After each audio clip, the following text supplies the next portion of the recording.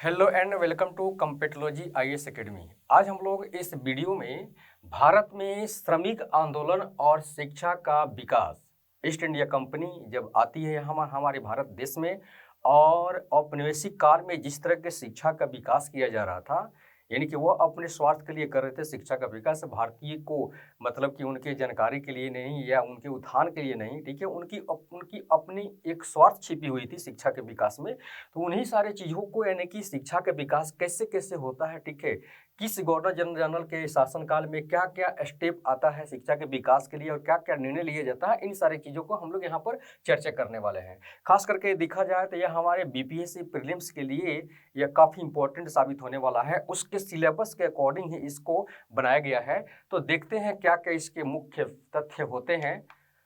जैसे भारत के श्रमिक आंदोलन में सबसे पहले अगर हम देखें तो यहाँ पर दिया हुआ है कि भारत में श्रमिक चेतना का प्रारंभ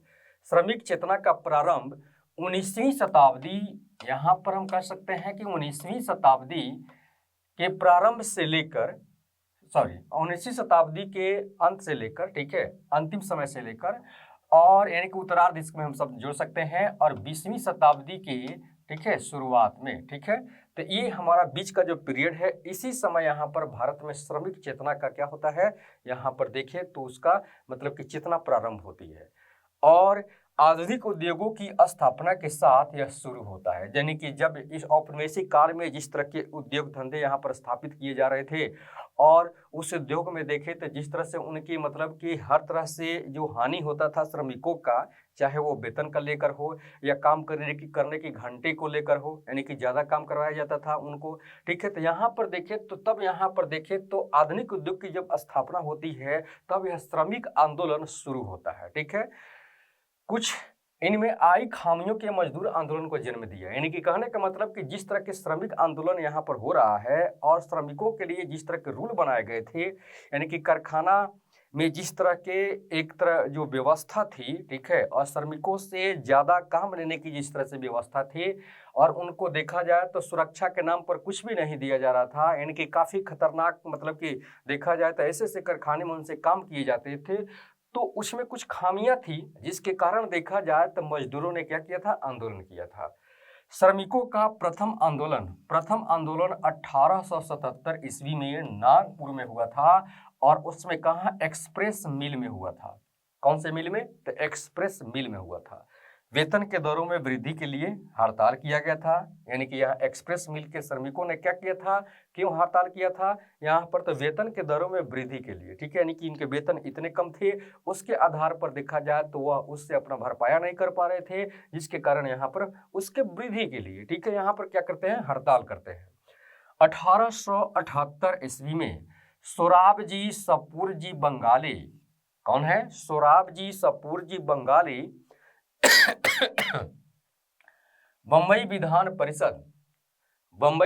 परिषद में इनके आवाज को उठाया था। सबसे पहले देखा जाए तो यह बम्बई विधान परिषद में आवाज उठाने वाले, यानी कि श्रमिकों के साथ सहयोग करते हुए आवाज उठाने वाले, यानी कि कौन व्यक्ति हैं? तो सोराबजी सपूरजी बंगाली।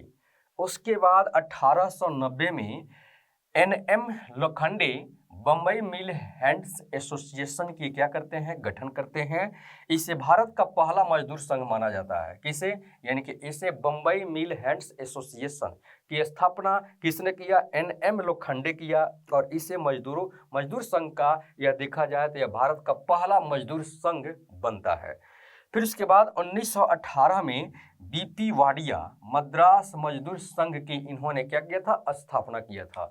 नेक्स्ट 1918 में Gandhi ji Ahmedabad textile labour association का भी स्थापना किया था और इसी अहमदाबाद में जिस तरह से टेक्सटाइल लेबर एसोसिएशन की स्थापना किया था तो गांधी जी ने ट्रस्टीशिप का सिद्धांत दिया था। गांधी जी का ट्रस्टीशिप का सिद्धांत जो है, यह मजदूर और मालिक के बीच की जो एक संबंध होती है, उसी संबंध को इंडिकेट करके यहाँ पर ट्रस्टीशिप का सिद्धांत यहाँ पर गांधी जी ने दिया है। और यह देखा जाए तो Ahmedabad textile labour association, Ahmedabad में भी इनका आंदोलन हुआ था जिसमें इन्होंने ट्रस्टीशिप का सिद्धांत दिया है। और ट्रस्टीशिप के सिद्धांत में देखा जाए तो मिल के कारखाने के मालिक का क्या कर्तव्य बनता है मजदूरों के प्रति और मजदूरों का क्या कर्तव्य बनता है मालिकों के प्रति। तो इस सिद्धांत को यहाँ पर ट्रस्टीशिप के सिद्धांत में गांधी जी ने इसको बहुत ही अच्छा से व्याख्या किया है। 1919 ईस्वी में अंतर्राष्ट्रीय श्रम संगठन ILO वाशिंगटन सम्मेलन में वीपी वाडिया ने भारत के मजदूरों का प्रतिनिधित्व किया था। किसने? वीपी वाडिया ने। ठीक है, और यह कब की बात है? 1919 में, जब अंतर्राष्ट्रीय श्रम संगठन इंटरनेशनल लेबर ऑर्गेनाइजेशन की यानी कि वाशिंगटन सम्मेलन जब हो रहा था, तो वहां पर इन्होंने यानी कि भारत के मजदूरों की तरफ से, ठीक है, देखिए तो यहाँ पर प्रतिनिधित्व किया था। उसके बाद जब हम आगे आते हैं तो एटक का मतलब है कि all India trade union Congress. All India trade union Congress में यहाँ पर स्थापना होती है, और इसकी स्थापना जब होती है तो 1920 ईस्वी में इसको स्थापित किया जाता है। स्थापित जब किया जाता है तो इसमें कौन कौन लोग इसमें शामिल होते हैं, तो किनके सहयोग से यह स्थापित किया जाता है? All India trade union Congress. यहाँ से हमेशा बीपीएससी में क्वेश्चन आए हुए हैं इस श्रमिक आंदोलन से संबंधित, इस ऑर्गेनाइजेशन से संबंधित। NM जोशी, जोसेफ बैप्टिस्टा तथा लाला लाजपत राय, यह तीन व्यक्ति हैं जो 1920 में all India trade union Congress की स्थापना किया था। प्रथम अधिवेशन, इस all India trade union Congress का प्रथम अधिवेशन लाला लाजपत राय की अध्यक्षता में 1920 ईस्वी में बंबई में हुआ था। इसके उपाध्यक्ष हैं ऑल इंडिया यानी कि all India trade union Congress, जिसको हम शॉर्ट फॉर्म में कहेंगे क्या? एटक। एटक के उपाध्यक्षों में देखें तो कौन कौन शामिल थे? तो तिलक थे, जोसेफ बैप्टिस्टा थे, फिर एनी बेसेंट थे, CF एंड्रूज थे, इन लोग। उसके बाद देखें तो SA बरेलवी, ये सारे लोग देखें तो इसके उपाध्यक्ष के रूप में शामिल थे। उसके बाद दीवान चमन लाल इसके महामंत्री थे। दीवान चमन लाल इसके कौन थे? महामंत्री थे। दीवान चमन लाल से संबंधित बीपीएससी में क्वेश्चन आ चुका है, आप प्रीवियस क्वेश्चन में देख सकते हैं। तो यहाँ से सबसे पहले यहाँ पर ये बात को याद रखना है कि all India trade union Congress की स्थापना किसने किया था और यह कब हुआ था। उसके बाद इस all India trade union Congress के प्रथम अधिवेशन जब हुआ था, तो प्रथम अधिवेशन किसकी अध्यक्षता में किया गया था? प्लेस से संबंधित भी यहाँ पर क्वेश्चन आ जाता है, तो बंबई में लाला लाजपत राय की अध्यक्षता में 1920 ईस्वी में किया गया था। संस्थापक सदस्यों में देखें तो ये तीन लोग यहाँ पर शामिल होते हैं। उपाध्यक्षों में ये होते हैं, उपाध्यक्ष से क्वेश्चन नहीं आया है, लेकिन यहाँ पर देखें तो महामंत्री इसके कौन थे? तो दीवान चमन लाल थे। तो यहाँ से क्वेश्चन यहाँ पर बनाए गए हैं। नेक्स्ट, भारतीय राष्ट्रीय कांग्रेस की एक ट्रेड यूनियन इकाई बन गई, यानी कि all India trade union Congress जो है यह भारतीय राष्ट्रीय कांग्रेस की जो संस्था के बारे में हम लोग को आगे पढ़ना है, इसके लिए देखा जाए तो ट्रेड यूनियन या यानी कि ट्रेड यूनियन इकाई बन गई। ठीक है, एटक। 1929 ईस्वी में नागपुर अधिवेशन यानी कि एटक का नागपुर अधिवेशन में नेहरू जी जब इसकी अध्यक्षता कर रहे थे, इसके अध्यक्ष के पद पर थे, तब देखा जाए तो एटक का विभाजन हो जाता है और इसको प्रथम विभाजन कहा जाता है। प्रथम विभाजन होता है नेहरू जी के अध्यक्षता में। NM जोशी, बीपी गिरी एवं शिवराज, NM जोशी, बीपी गिरी और शिवराज, इन तीन लोगों के नेतृत्व में देखते हैं तो 1929 में क्या होता है?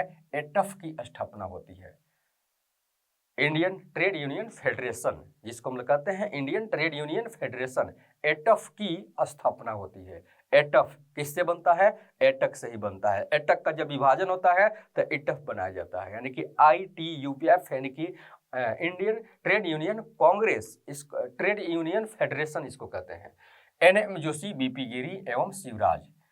1931 में एटक का द्वितीय विभाजन होता है। एटक का क्या होता है? द्वितीय विभाजन, यानी कि पहला विभाजन होता है तो एटफ बनता है, और यहाँ पर देखते हैं तो 1931 में एटक का द्वितीय विभाजन होता है, और यहाँ पर द्वितीय विभाजन होता है तो रणदीवे और देशपांडे ये दो व्यक्ति हैं जो रटक की स्थापना करते हैं।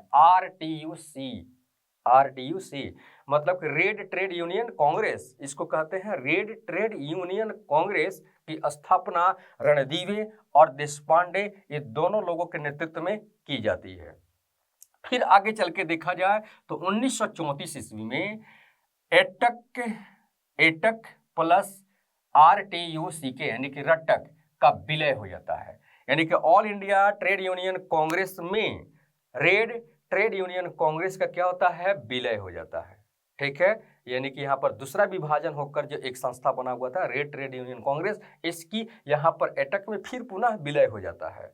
फिर 1938 ईस्वी में एटफ प्लस एटक यानी कि ए देखा जाए तो एटफ यानी कि इंडियन ट्रेड यूनियन फेडरेशन जो एक विभाजन हुआ था, प्रथम विभाजन के द्वारा ये बनाया गया था, तो वह भी क्या होता है, एटक में इसका भी विलय हो जाता है। ठीक है, यानी कि जो जो प्रथम और द्वितीय विभाजन से जो अलग अलग यानी कि लेबर ऑर्गेनाइजेशन जो बनता है, ठीक है, तो उन सब का आगे चलकर वह फिर एटक में विलय हो जाता है। फिर उसके बाद 1938 में ही पहला संयुक्त अधिवेशन नागपुर में किया जाता है, किसका, यानी कि एटक का, जिसमें उस समय देखा जाए तो रटक भी शामिल था, एटफ भी शामिल था, ये सब लोग उसमें शामिल थे एटफ में, और इसलिए कहा जाता है इनका पहला संयुक्त अधिवेशन कहाँ हुआ था, तो नागपुर में हुआ था।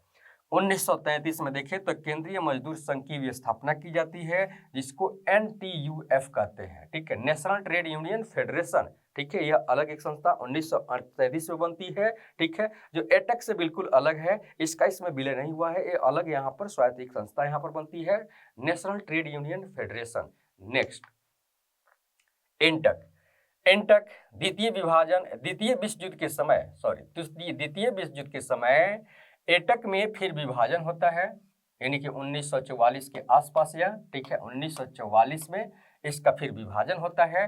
वल्लभ भाई पटेल प्लस बीबी गिरी 1947 में एनटक की स्थापना करते हैं, और इसके अध्यक्ष कौन होते हैं इस समय, तो वल्लभ भाई पटेल होते हैं।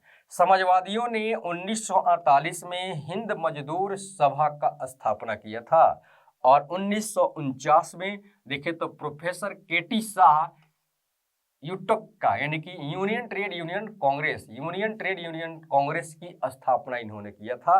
तो इस तरह से हमारे जितने भी श्रमिक आंदोलन में जो जो भी यहाँ पर संस्था बनी थी, उन सब का हमने यहाँ पर डिटेल दिया, जो कि यह समाप्त होता है।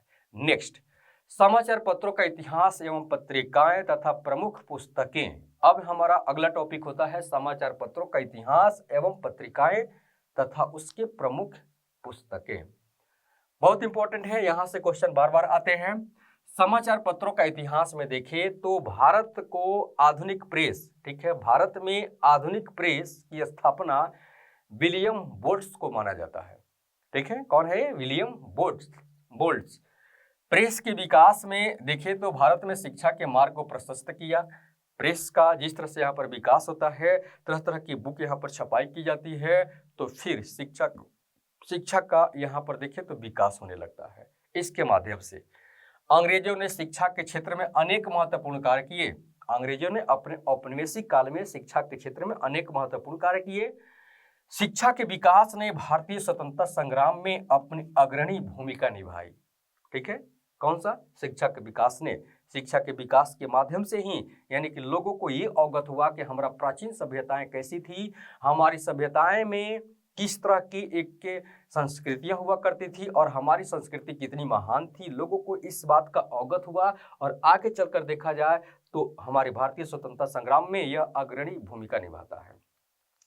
प्रेस तथा समाचार पत्रों का विकास, प्रेस और समाचार पत्रों के विकास में यूरोपीय लोगों के आने के साथ यह क्या होता है, प्रारंभ होता है, क्योंकि आप जानते हैं कि पुर्तगाली सबसे पहले हमारे देश में आते हैं यूरोपीय लोगों में, और उन्होंने ही सबसे पहले प्रिंटिंग प्रेस की आविष्कार गोवा में किया था। पुर्तगालियों का मुद्रालय मतलब कि प्रिंटिंग प्रेस जिसको हम लोग कहते हैं, इनके द्वारा स्थापित किया जाता है। गोवा के पादरियों ने 1557 ईस्वी में पहली पुस्तक भारत में छापी थी। ठीक है, 1684 ईस्वी में बंबई में मुद्रालय एक बनाया गया था, स्थापित किया गया था, और यह ईस्ट इंडिया कंपनी के माध्यम से बनाया गया था। ठीक है, पुर्तगालियों ने सबसे पहले मुद्रालय गोवा में, ठीक है, और गोवा के पादरियों ने 1557 में पहली पुस्तक भारत में छापी थी। लेकिन आगे चलकर देखा जाए तो अब ईस्ट इंडिया कंपनी ने यानी कि अंग्रेजों ने भी क्या 1684 में बंबई में प्रिंटिंग प्रेस की स्थापना की। Next, James Augustus Hicky the Bengal gazette, ठीक है, कि इन्होंने क्या किया था, इसका पत्रिका को निकाला था। इसका दूसरा नाम the Calcutta general advertiser, Calcutta general advertiser, इसका दूसरा नाम भी है किसका? बंगाल गजट का। बंगाल गजट गंगाधर भट्टाचार्य 1816 में पुनः निकाला। कहने का मतलब है कि जेम्स अगस्टस हिकी ने बंगाल गजट का इस तरह से इन्होंने इस पत्रिका को निकाला था। तो आगे चलकर 2 साल के बाद इस पर वर्नाक्युलर प्रेस एक्ट का एक देखा जाए तो नियम इस पर लागू होता है और इसको बंद करना पड़ता है, बंद हो जाता है। उसके बाद बहुत लंबे समय के बाद इसी बंगाल गजट को गंगाधर भट्टाचार्य ने 1816 ईस्वी में इसको पुनः क्या किया था? स्थापित किया था। मार्समैन 1818 में दिग्दर्शन मासिक पत्रिका का बंगाली भाषा में इन्होंने क्या किया था? स्थापित किया था। राजा राम मोहन राय के बारे में है। राजा राम मोहन राय ने 1821 ईस्वी में संवाद कौमुदी, 1822 ईस्वी में मिरातुल अखबार, संवाद कौमुदी बंगाली भाषा में, और जो 1821 ईस्वी में, और उसके 1 साल बाद 1822 ईस्वी में मिरातुल अखबार यह फारसी भाषा में। और इन दोनों पत्र को निकालने वाले, समाचार पत्रिका को निकालने वाले कौन थे? तो राजा राम मोहन राय थे। राष्ट्रीय प्रेस की स्थापना का श्रेय इन्हीं राजा राम मोहन राय को दिया जाता है। राजा राम मोहन राय को दिया जाता है। सामाजिक प्लस धार्मिक विचारों का विरोध होता है, ठीक है, यानी कि सामाजिक प्लस धार्मिक विचारों का विरोध चंद्रिका पत्रिका के माध्यम से किया जाता है। अब सवाल उठता है कि चंद्रिका पत्रिका जो है किसका है? तो चंद्रिका पत्रिका भी राजा राम मोहन राय का है, ठीक है। और इन्होंने इस पत्रिका के माध्यम से सामाजिक प्लस धार्मिक विचारों का यह विरोध करते हैं। समाज में पनप रहे रूढ़िवादिता, अंधविश्वास को इन्होंने चंद्रिका के माध्यम से विरोध किया, ठीक है। धार्मिक विचारों का इन्होंने क्या किया था? विरोध, यानी कि धर्म के नाम पर जिस तरह से यहाँ पर देखा जाए कि विडंबना बनी हुई थी हमारे भारत देश में, तो उसको उन्होंने चंद्रिका के माध्यम से क्या किया था? उसको इन्होंने विरोध किया था। पीएम मोतीवाला 1831 ईस्वी में जाम-ए-जमशेद पत्रिका को निकाला था। और ये कहां से निकाला था? तो बंबई से निकाला था। किसने निकाला था? तो पीएम मोतीवाला। फिर है 1851 में राष्ट्रगुफ्तार नामक पत्रिका को निकाला गया था। और इसको निकालने का काम किया था किन्होंने? दादा भाई नौरोजी ने किया था। और यह कहां से, किस भाषा में? तो गुजराती भाषा में। और कहां से? तो बॉम्बे से। एक बात आपको यहाँ पर ध्यान देना है, राष्ट्रगुफ्तार पत्रिका बीपीएससी में आ चुका है। दादा भाई नौरोजी के माध्यम से इसको निकाला गया है। किस भाषा में है? तो गुजराती भाषा में है। कहां से निकाला गया था? है गुजराती भाषा, लेकिन कहां से निकाला गया? बॉम्बे से निकाला गया। 1853 में हिंदू पैट्रियाट, ठीक है, कलकत्ता से निकाला गया। और कौन इसके निकालते हैं? तो हरिश्चंद्र मुखर्जी और गिरीश चंद्र, यह 2 व्यक्ति के नेतृत्व में इस पत्रिका को निकाला जाता है, हिंदू पैट्रियाट, ठीक है। 1859 में ईश्वर चंद्र विद्यासागर सोम प्रकाश यहाँ पर प्रकाशित करते हैं बंगाली भाषा में। और इसी सोम प्रकाश में नील विद्रोह 1859 से लेकर 62 तक जो नील विद्रोह बंगाल में हुआ था, उसके बारे में सोम प्रकाश के माध्यम से काफी उसमें मतलब कि इसका योगदान होता है। उस विद्रोह को उजागर करने में, उस विद्रोह को सामने यानी कि लोगों के सामने लाने में, उस विद्रोह की जानकारी फैलाने में सोम प्रकाश के माध्यम से फैलाया जाता है। इसका बहुत बड़ा योगदान होता है 1859 में। नेक्स्ट, क्रिस्टोफर दास पाल हिंदू पैट्रियाट ईश्वर चंद्र विद्यासागर के माध्यम से शुरू करते हैं। क्रिस्टोफर दास पाल भारतीय पत्रकारिता के कौन थे? राजकुमार इनको माना जाता है। 1861 ईस्वी में इंडियन मीटर देवेंद्रनाथ टैगोर के माध्यम से इसको शुरुआत की जाती है। एकमात्र दैनिक समाचार पत्र था यह, एकमात्र दैनिक समाचार पत्र मतलब कि डेली इस समाचार पत्र को निकाला जाता था देवेंद्रनाथ टैगोर के माध्यम से, इंडियन मीटर को। नेक्स्ट है 1868 में मोतीलाल घोष के माध्यम से अमृत बाजार पत्रिका का प्रकाशन किया गया। अमृत बाजार पत्रिका का प्रकाशन किया गया किसके माध्यम से? मोतीलाल घोष के माध्यम से। 1878 में वर्नाक्युलर प्रेस एक्ट यहाँ पर लागू होती है लिटन के द्वारा, लॉर्ड लिटन के द्वारा। और यह पत्रिका देखा जाए तो पहले हिंदी में थी, ठीक है, जनसाधारण की भाषा उस समय हिंदी थी, हिंदी में थी, लेकिन जब यहाँ पर हिंदी भाषा और क्या कहते हैं भाषा या लिपि पर पत्रिकाओं पर जिस तरह से वर्नाक्युलर प्रेस एक्ट ने अटैक किया, ठीक है, तो जैसे यह लागू होता है तो यह मोतीलाल घोष की जो अमृत बाजार पत्रिका है यह रातों रात अंग्रेजी में कन्वर्ट हो गई और अंग्रेजी भाषा में यह निकाले जाने लगा, ठीक है। तो ये यहाँ पर वर्नाक्युलर प्रेस एक्ट के माध्यम से रातों रात यह अंग्रेजी में हो गई। 1826 ईस्वी में प्रथम हिंदी समाचार पत्र उदंत मार्तंड को निकाला गया और किसके माध्यम से? जुगल किशोर जी के माध्यम से। प्रथम हिंदी समाचार पत्र, ठीक है, उदंत मार्तंड यह निकाला गया जुगल किशोर जी के माध्यम से। 1868 में भारतेंदु हरिश्चंद्र के माध्यम से बनारस में देखे तो कवि वचन सुधा का विमोचन किया गया।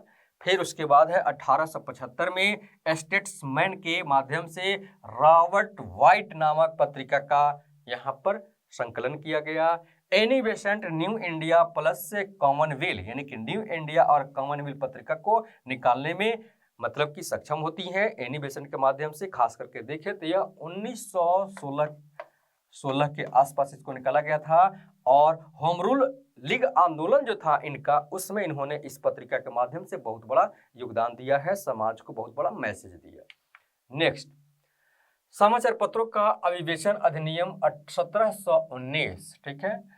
तो अब यहाँ पर गवर्नर जनरल के माध्यम से ईस्ट इंडिया कंपनी के गवर्नर जनरल जो हुआ करते थे उनके माध्यम से यानी कि अंग्रेजों के माध्यम से समाचार पत्रों पर किस तरह से यहाँ पर सेंसरशिप लागू की जाती है, इसको मतलब कि इस पर नियंत्रण स्थापित की जाती है, ये सारी कहानी अब यहाँ से हम लोग शुरू करते हैं। जैसे लॉर्ड वेलेजली युद्धकालीन सेंसर लागू कर दिया, ठीक है, किस पर? यानी कि देखिए तो समाचार पत्रों पर।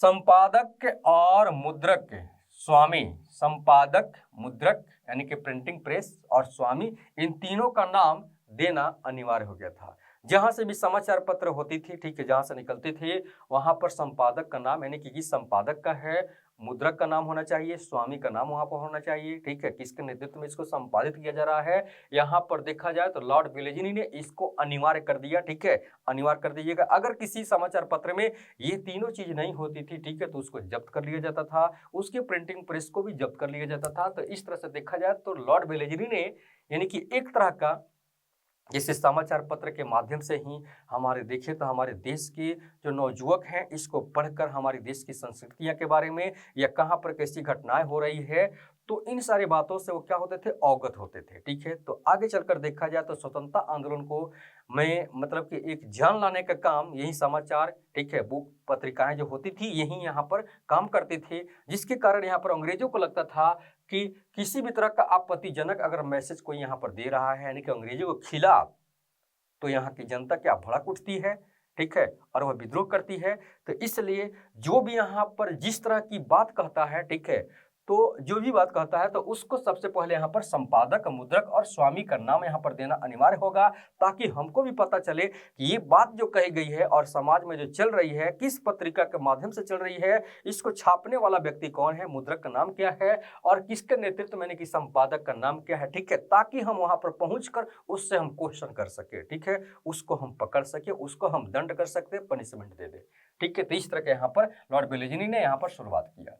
सभी तत्वों सरकार के सचिव के सम्मुख यहाँ पर पूर्व अधिवेशन के लिए, ठीक है, यहाँ पर समर्पित करना यानी कि उसको क्या करना होता था यानी कि सबमिट करना होता था कि सभी तत्वों को, ठीक है, कि क्या क्या वो छपाई कर रहे हैं, इन सारे बातों को यहाँ पर क्या करना होता है, पूर्व अधिवेशन के लिए यहाँ पर यानी कि सरकार के सचिव के सम्मुख क्या करना होता था, उसको मतलब कि सबमिट करना होता था, वहां पर ले जाकर वहां पर पहुंचाना होता था, ठीक। नेक्स्ट, अनुज्ञप्ति नियम 1823 ईस्वी, लाइसेंस इसको कहते हैं, अनुज्ञप्ति को हम लाइसेंस भी कह सकते हैं। समाचार पत्र पर जिस तरह के लाइसेंस दिया जा रहा था, अनुज्ञप्ति नियम जो था वो 1823 क्या है इसमें 1823 में जॉन एडम्स भारतीय प्रेस पर पूर्ण पाबंदी लगा दिया।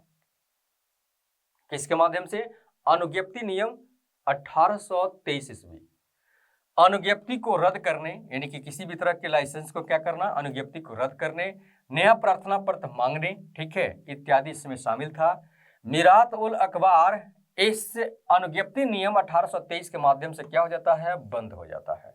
मीरातुल अखबार फारसी भाषा में था और आपको पता है यह किसका है, राजा राम मोहन राय का यह मीरातुल अखबार यहाँ पर निकाला गया है और इसको बंद कर दिया जाता है। ठीक है, इस अधिनियम के माध्यम से 3 बंगला, यानी कि उस समय देखें तो इसका बंद होने के बाद 3 बंगला भाषा में और 1 फारसी भाषा में समाचार पत्र कलकत्ता से प्रकाशित होते थे। ठीक है, उस समय देखा जाए तो ज्यादा नहीं, मात्र 3 बंगला पत्रिका और 1 फारसी पत्रिका समाचार पत्र जो भी है, ठीक है, यह क्या होता था, कलकत्ता से प्रकाशित होता था। मात्र इतना, यानी कि 4 समाचार पत्र को ही प्रकाशित किया जाता था। 1824 में राजा राम मोहन राय सुप्रीम कोर्ट को ज्ञापन भी भेजा था। ठीक है, इसके लिए इस अनुज्ञप्ति अधिनियम के अगेंस्ट में उन्होंने क्या किया था, सुप्रीम कोर्ट में ज्ञापन भी भेजा था।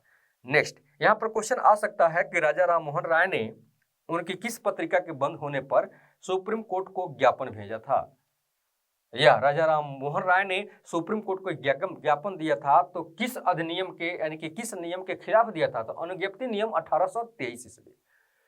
उसके बाद भारतीय समाचार पत्रों की मुक्ति 1833 ईस्वी में। जब हम लोग 1833 ईस्वी में आते हैं तो भारतीय पत्रों पर मुक्ति, यानी कि जिस तरह का नियंत्रण स्थापित किया गया था तो उसको क्या किया गया, यहाँ पर उसको मुक्त किया गया है। जैसे लॉर्ड विलियम बेंटिक के समय देखा जाए तो ये काफी उदारवादी रुख इन्होंने इस समाचार पत्रों की तरफ अपनाया, उदारवादी रुख अपनाते हैं। चार्ल्स मेटकाफ, ठीक है, चार्ल्स मेटकाफ कार्यवाहक, यानी कि लॉर्ड विलियम बेंटिक के समय में देखा जाए, ठीक है, तो चार्ल्स मेटकाफ जो है कार्यवाहक गवर्नर जनरल बनाए जाते हैं कुछ समय के लिए। 1835 से लेकर 1836 के बीच में मात्र 1 साल के लिए इनको कार्यवाहक गवर्नर जनरल बनाया जाता है। तो इन्होंने जब गवर्नर जनरल के पद पर आया तो इनको भारतीय समाचार पत्रों के मुक्तिदाता का श्रेय मिलता है, क्योंकि इन्होंने भारतीय समाचार पत्रों पर जिस तरह से नियंत्रण स्थापित किया गया था, जिस तरह से पाबंदियां लगाई गई थी, उन सबको क्या कर देते हैं, मुक्त कर देते हैं कि कोई पाबंदी या किसी तरह का नियंत्रण स्थापित नहीं होगा। इसलिए चार्ल्स मेटकाफ को भारतीय समाचार पत्रों के मुक्तिदाता के रूप में जाना जाता है। लॉर्ड मैकाले समाचार पत्रों की स्वतंत्रता के लिए वकालत भी किया था। नेक्स्ट, अनुज्ञप्ति अधिनियम 1857। आप जानते हैं कि 1857 का विद्रोह हुआ था। 1857 के विद्रोह में समाचार पत्र ने काफी इसमें योगदान दिया था। एक देश की दूसरी कोने से लेकर, यानी कि दूसरे स्थान तक, एक कोने से लेकर दूसरी स्थान तक के जिस तरह से एक लहर फैली, तो समाचार पत्रों का इसमें बहुत बड़ा योगदान होता है। और अंग्रेजों को लगता है कि समाचार पत्रों में जिस तरह की, मतलब कि इसमें जिस तरह के एक मैसेज दिया जा रहा था, ठीक है, ऐसे मैसेज को रोकना बहुत ही जरूरी है, नहीं तो पता चलेगा कि यहाँ के सारे लोग अगर जागरूक हो जाते हैं, ईस्ट इंडिया कंपनी की सारे कारनामा पता चल जाता है, तो फिर ईस्ट इंडिया कंपनी यहाँ पर को ठहरना यहाँ पर बड़ी मुश्किल हो जाएगा। इसलिए देखा जाए तो इसी को ध्यान में रखकर, इन्हीं सारी बातों को ध्यान में रखकर यहाँ पर अनुज्ञप्ति अधिनियम 1857 को बनाया जाता है। अनुज्ञप्ति व्यवस्था पुनः लागू कर दी गई, लाइसेंस की व्यवस्था पुनः लागू कर दी गई। अनुज्ञप्ति व्यवस्था यानी कि जिसको भी समाचार पत्र प्रकाशित करना है तो उसको सबसे पहले लाइसेंस लेना होगा, और लाइसेंस की प्रक्रिया ढेर सारी लंबी प्रक्रिया है। बिना अनुज्ञप्ति का मुद्रालय रखना और उसको प्रयोग करना, ठीक है, पर रोक लगा दिया गया। सरकार अनुज्ञप्ति देने अथवा उसको रद्द करने का अधिकार रखती थी। किसी भी तरह का अगर आपत्तिजनक कोई भी मैसेज हो, संदेश हो, समाचार पत्र के माध्यम से अगर कोई व्यक्ति छपता है, ठीक है, उसको आगे फैलाता है, तो फिर सरकार को यह अधिकार था इस अनुज्ञप्ति अधिनियम 1857 के तहत उसको रद्द कर दे। ठीक है, फिर है पंजीकरण अधिनियम 1867। इसमें है 1835 में मेडकॉफ अधिनियम, ठीक है, इसको क्या किया गया, परिवर्तित कर दिया गया। मतलब कि जिस तरह से 1835 में चार्ल्स मेडकॉफ का एक पत्रिका के सेंस में देखा जाता है कि मुक्तिदाता के रूप में इनको जाना जाता है, तो इनके जो एक कंसेप्ट यहाँ पर आया हुआ था कि सब सारे पत्र पत्रिकाओं को क्या कर दिया जाए, स्वतंत्र कर दिया जाए, किसी तरह के उस पर मतलब कि पाबंदी नहीं रहेगी, किसी तरह के उस पर नियंत्रण नहीं रहेगा। तो उन बातों को यहाँ पर इस पंजीकरण अधिनियम 1867 के माध्यम से परिवर्तित कर दिया गया। उन सिद्धांतों को परिवर्तित कर दिया गया। किन सिद्धांतों को, तो चार्ल्स मेडकॉफ के सिद्धांतों को, ठीक है, जिनको समाचार पत्रों का मुक्तिदाता कहा जाता है, इनके सिद्धांतों को ठीक है यहाँ पर परिवर्तित कर दिया गया। मतलब फिर अब यहाँ पर पाबंदियां और नियंत्रण लगाई जाने की बात कही जाएगी। उद्देश्य क्या था? समाचार पत्रों अथवा मुद्रणालयों पर नियमित करना था। ठीक, मुद्रक, फिर प्रकाशक और मुद्रण स्थान का नाम होना आवश्यक था। कहाँ से मैसेज आ रहे हैं, समाचार पत्र कहाँ से छपाई की जा रही है, प्रकाशक किसके कौन है, ठीक है, मुद्रक किसके कौन है, ये सारी बात उसमें देना अनिवार्य कर दिया गया। पुस्तक की एक प्रति स्थानीय सरकार को भी देनी होती थी। अगर कोई भी पुस्तक होता था, ठीक है, या मुद्रक के माध्यम से उसको छपाई किया जाता था, तो उसकी एक प्रति, उसकी एक फोटोकॉपी क्या होता था, वह सरकार यानी कि वहां की स्थानीय सरकार को लेकर पहले जमा करता था। हम इस मैसेज को, इस समाचार पत्र को या इस बुक को हम मतलब कि प्रिंटिंग करके हम समाज में इसको बेचना चाहते हैं, इसको फैलाना चाहते हैं, ठीक है, तो सबसे पहले स्थानीय सरकार को वहां पर फ्री में, ठीक है, बिना मूल्य का उसको वहां पर ले जाकर देना पड़ता था। और सरकार जब उसको पढ़ती थी, जांचती थी, ठीक है, इसको भेजा जा सकता है, मतलब कि उसके अकॉर्डिंग होती थी, तो फिर उसको अलाउ करती थी आगे ले जाने के लिए। तो इस तरह से देखा जाए तो इस पंजीकरण अधिनियम में ये बात यहाँ पर आ जाती है कि इनकी एक प्रति यानी कि पुस्तक की एक प्रति स्थानीय सरकार को बिना पैसा का, ठीक है, बिना मूल्य को उसको जमा करना होता था। 1869 में बहावी विद्रोह होता है, ठीक है, और बहावी विद्रोह के माध्यम से भारतीय दंड संहिता की धारा 124E को लागू किया जाता है। और इसमें क्या लागू होता है, आजीवन निर्वासन या अथवा जुर्माना का प्रावधान किया जाता है। ठीक है, जिस तरह से बहावी आंदोलन के माध्यम से उत्पाद मचाए जा रहे थे, या देखिए तो यहाँ पर जिस तरह से लोगों के अंदर जिस तरह की द्वेष अंग्रेजों के खिलाफ बन रही थी, उसके बाद इस बहावी आंदोलन के समय में देखा जाए तो भारतीय दंड संहिता की धारा 124A लागू की जाती है। और इसको लागू करने के बाद आजीवन निर्वासन या कुछ समय के लिए निर्वासन या जुर्माना का प्रावधान किया गया था। नेक्स्ट, देसी भाषा समाचार पत्र अधिनियम 1878 वर्नाक्यूलर प्रेस एक्ट, यह बहुत इंपॉर्टेंट टॉपिक है। यहाँ पर इसके बारे में अगर इसको कहें तो यानी कि वर्नाक्यूलर प्रेस एक्ट को हम सीधे भाषा में कह सकते हैं मुंह बंद करने वाला एक्ट। ठीक है, मुंह बंद करने वाला एक्ट, इसको सीधे भाषा में कह सकते हैं। लॉर्ड लिटन 1878 में वर्नाक्यूलर प्रेस एक्ट को लागू किया था। भारतीय समाचार पत्रों का आलोचक था, काफी आलोचक था, आलोचना करता था कि भारतीय समाचार पत्र सही मैसेज नहीं देते हैं, हमेशा विद्रोह करने के लिए मैसेज देते हैं, कुछ हमेशा गलत निर्णय को, ठीक है, वो समाज में फैलाने का मैसेज देते हैं, हमेशा अंग्रेजों के खिलाफ समाज को रहने के लिए मैसेज देते हैं। यह क्या था, भारतीय समाचार पत्रों का आलोचक था। कौन? लॉर्ड लिटन। भारतीय भाषाओं समाचार पत्रों को राष्ट्रवादी विचारों के प्रसार को समाचारों की स्वतंत्रता पर रोक लगा दी गई। भारतीय भाषाओं समाचार पत्रों और राष्ट्रवादी विचारों के प्रसार को, राष्ट्रवादी यानी कि राष्ट्र के विकास के लिए अगर कोई प्रचार कर रहा है अपने देश के लिए, तो उस पर भी रोक लगाया जाएगा। भारतीय भाषाओं में किया जा रहा है तो उस पर भी रोक लगेगा, समाचार पत्रों पर, ठीक है, इस तरह से देखा जाए तो रोक लगाई जाती है इसके माध्यम से, यानी कि वर्नाक्यूलर प्रेस एक्ट से। अब सवाल उठता है कि भारतीय भाषाओं से क्या तकलीफ थी उनकी, क्योंकि भारतीय भाषाओं के माध्यम से अगर किया जाएगा तो ज्यादा से ज्यादा जनसाधारण इसको पढ़ेंगे और ज्यादा लोग इससे परिचित होंगे और ज्यादा लोग के जल्दी से, मतलब कि बहुत सारे लोगों को यह सारी जानकारी पता चलेगी, तो राष्ट्रवाद के विकास यहाँ पर होने लगेगा। जब राष्ट्रवाद के विकास होने लगेगा तो फिर कहाँ अंग्रेज यहाँ टिक पाएंगे। इसलिए यहाँ पर देखा जाए तो इन भारतीय भाषाओं के समाचार पत्रों को इस पर नियंत्रण स्थापित की जाती थी। समाचार पत्रों की स्वतंत्रता पर रोक लगा दी गई, ठीक है, यानी कि मुंह बंद करने वाला एक्ट भी इसको कहा गया है। अंग्रेजी अखबारों ने वर्नाक्यूलर प्रेस एक्ट का समर्थन किया था, क्योंकि अंग्रेजी अखबार, अंग्रेजी माध्यम से जो अखबार निकाले जाते थे उस पर यह लागू नहीं हुआ था। सिर्फ यहाँ पर देखें तो भारतीय भाषाओं, ठीक है, समाचार पत्रों को राष्ट्रवादी विचारों को प्रसार करने के जो उद्देश्य से होते थे उन्हीं पर इसको लागू किया गया था। सोम प्रकाश प्लस भारत मिहिर, यह दो ऐसे समाचार पत्र थे जो वर्नाक्यूलर प्रेस एक्ट के तहत कार्रवाई की गई थी। इस एक्ट के तहत, वर्नाक्यूलर प्रेस एक्ट के तहत कार्रवाई की गई थी। सोम प्रकाश और भारत मिहिर दो ऐसे समाचार पत्र हैं जिस पर इस एक्ट के द्वारा कार्रवाई की गई थी। सोम प्रकाश इस माध्यम से क्या हो जाता है, बंद हो जाता है। भारत सचिव क्रेनबुक एक्ट को समीक्षा करने के लिए एक प्रेस कमीशन की स्थापना करते हैं। बार बार अंग्रेजों को क्या कहते हैं, भारतीयों की तरफ से यहाँ पर एक के बाद आता है कि समाचार पत्र का एक बार समस्या क्या कहते हैं, वर्नाक्युलर प्रेस एक्ट का समीक्षा किया जाए। तो भारत सचिव क्रेनबुक एक एक्ट को समीक्षा करने के लिए यहाँ पर देखें तो प्रेस कमीशन की स्थापना करते हैं। क्रेनबुक के अध्यक्षता में लॉर्ड रिपन 1842 में एक्ट को रद्द कर दिया। किस एक्ट को रद्द कर दिया, वर्नाक्युलर प्रेस एक्ट को, जिसको हम कहते हैं मुंह बंद करने वाला एक्ट, ठीक है। इसको किसने रद्द कर दिया, लॉर्ड रिपन ने रद्द कर दिया।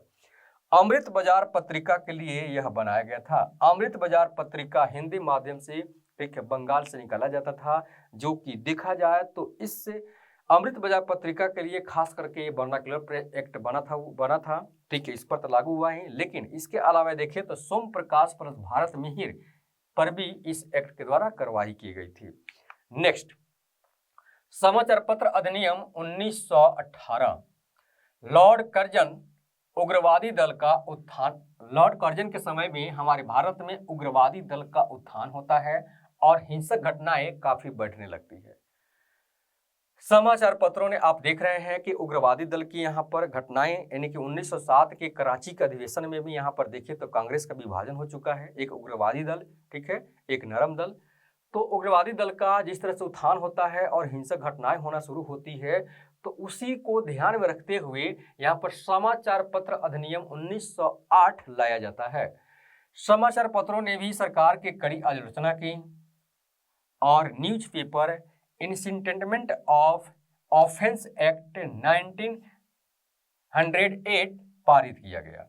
समाचार पत्र आपत्तिजनक सामग्री अगर छापती है और लोगों को हिंसा के लिए प्रेरणा देती है, हत्या के लिए प्रेरणा देती है, तो उसकी संपत्ति अथवा मुद्रालय को क्या कर लिया जाएगा, जब्त कर लिया जाएगा। इस अधिनियम के माध्यम से देखा जाए तो क्या होता है कि कोई भी समाचार पत्र आपत्तिजनक सामग्री अगर छापती है, आपत्तिजनक सामग्री में हम यहाँ शामिल कर सकते हैं कि जैसे लोगों को हिंसा बढ़ाने की प्रेरणा देना, किसके खिलाफ, अंग्रेजों के खिलाफ, हत्या की प्रेरणा देना, ठीक है, अगर करती है तो उसकी संपत्ति अथवा मुद्रालय को क्या कर लिया जाएगा, जब्त कर लिया जाएगा।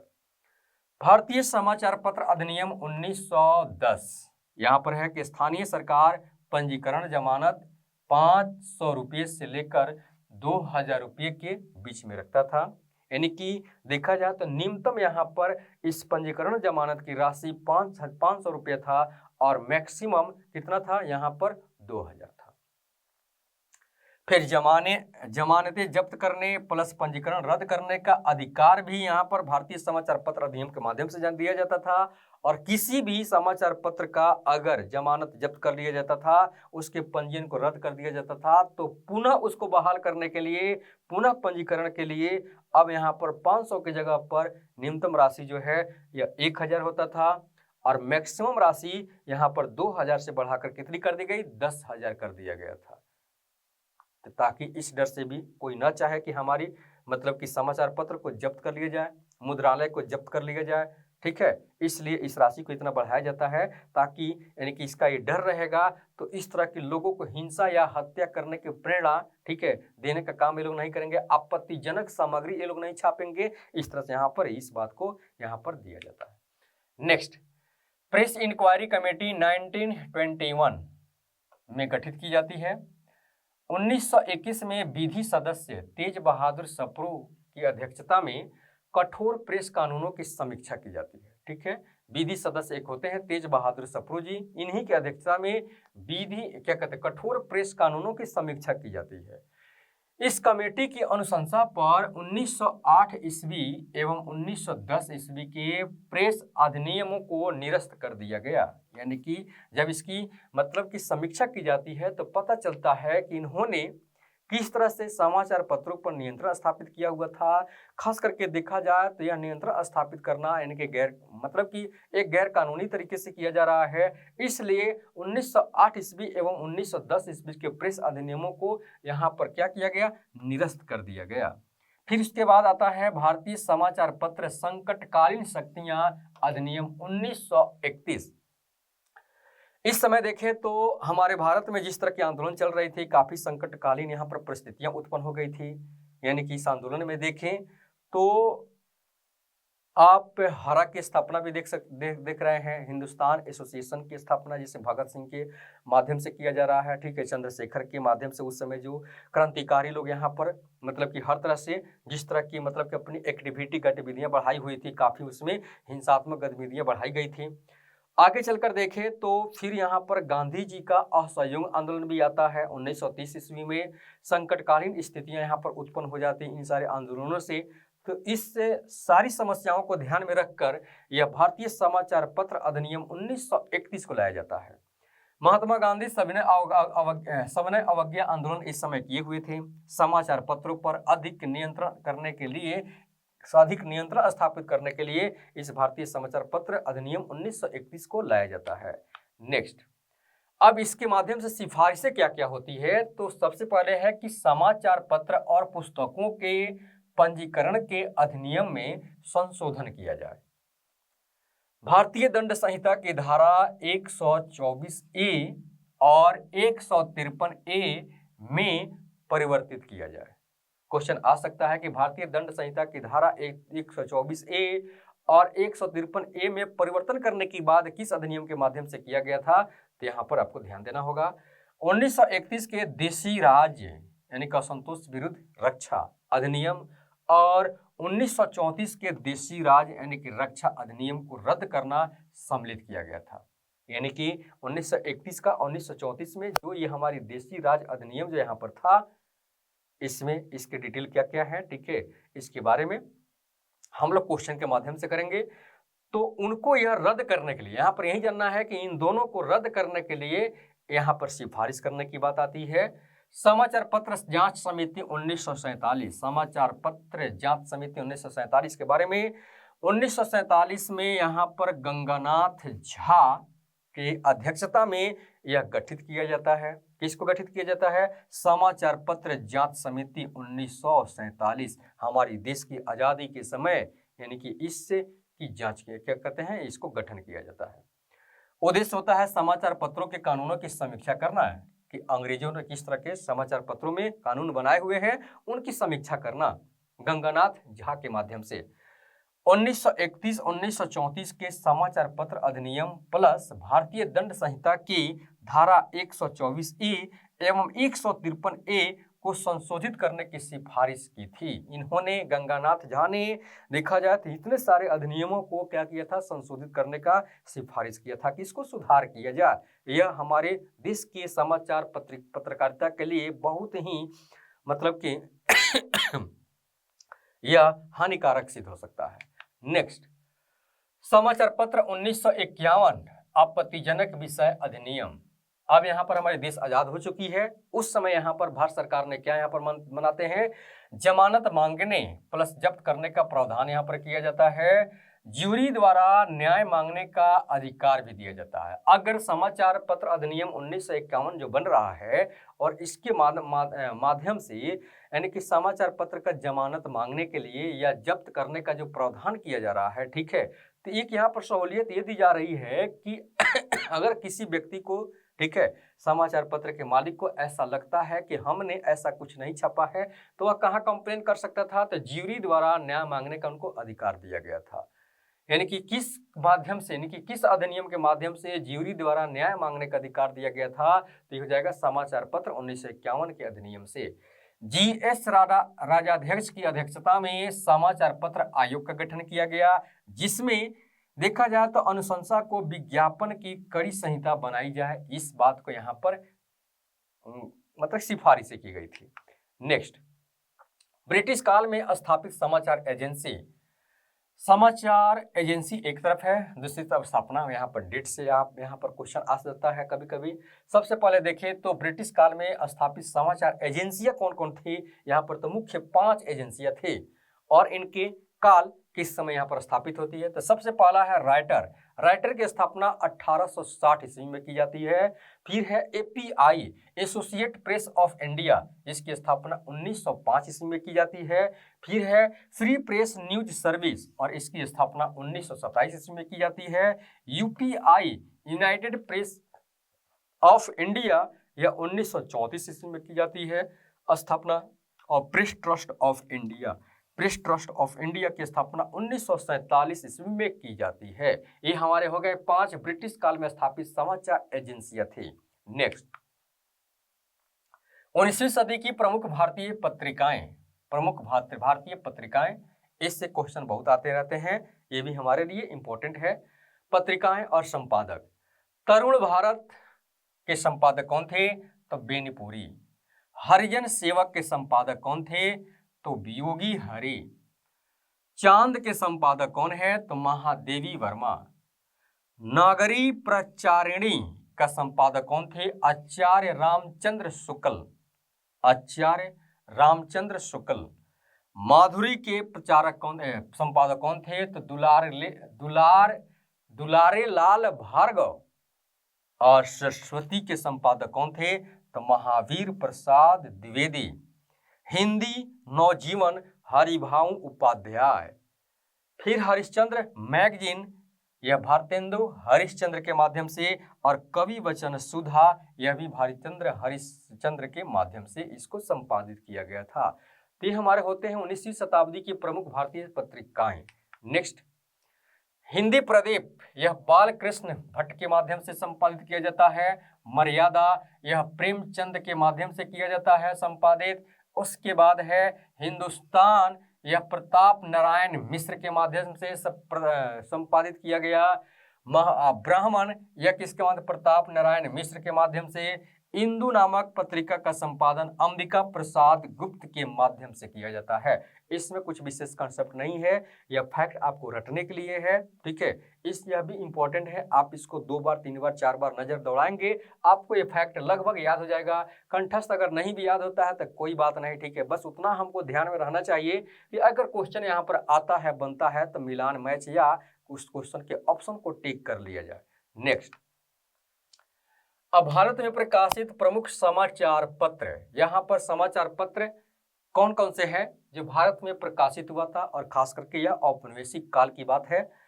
तो हमारा समाचार पत्र एक तरफ है, फिर संस्थापक या संपादक एक तरफ है, फिर वर्ष हमारा है, यानी कि किस वर्ष में किया गया, स्थान क्या है और भाषा क्या है, ठीक है। तो यह बस इसको रीडिंग देना है, इसमें विशेष कॉन्सेप्ट नहीं है, और आप इसको आप देख लेंगे, ठीक है, क्योंकि यहाँ पर रीडिंग देने से हमको लगता है कि टाइम वेस्ट होगा, इसलिए हम आगे बढ़ते हैं। इसको मतलब कि times of India Robert night के संपादक के रूप में होता है, और यह 1861 में संपादित किया जाता है। बम्बई से इसको निकाला जाता है, और भाषा इसकी क्या होती है? अंग्रेजी।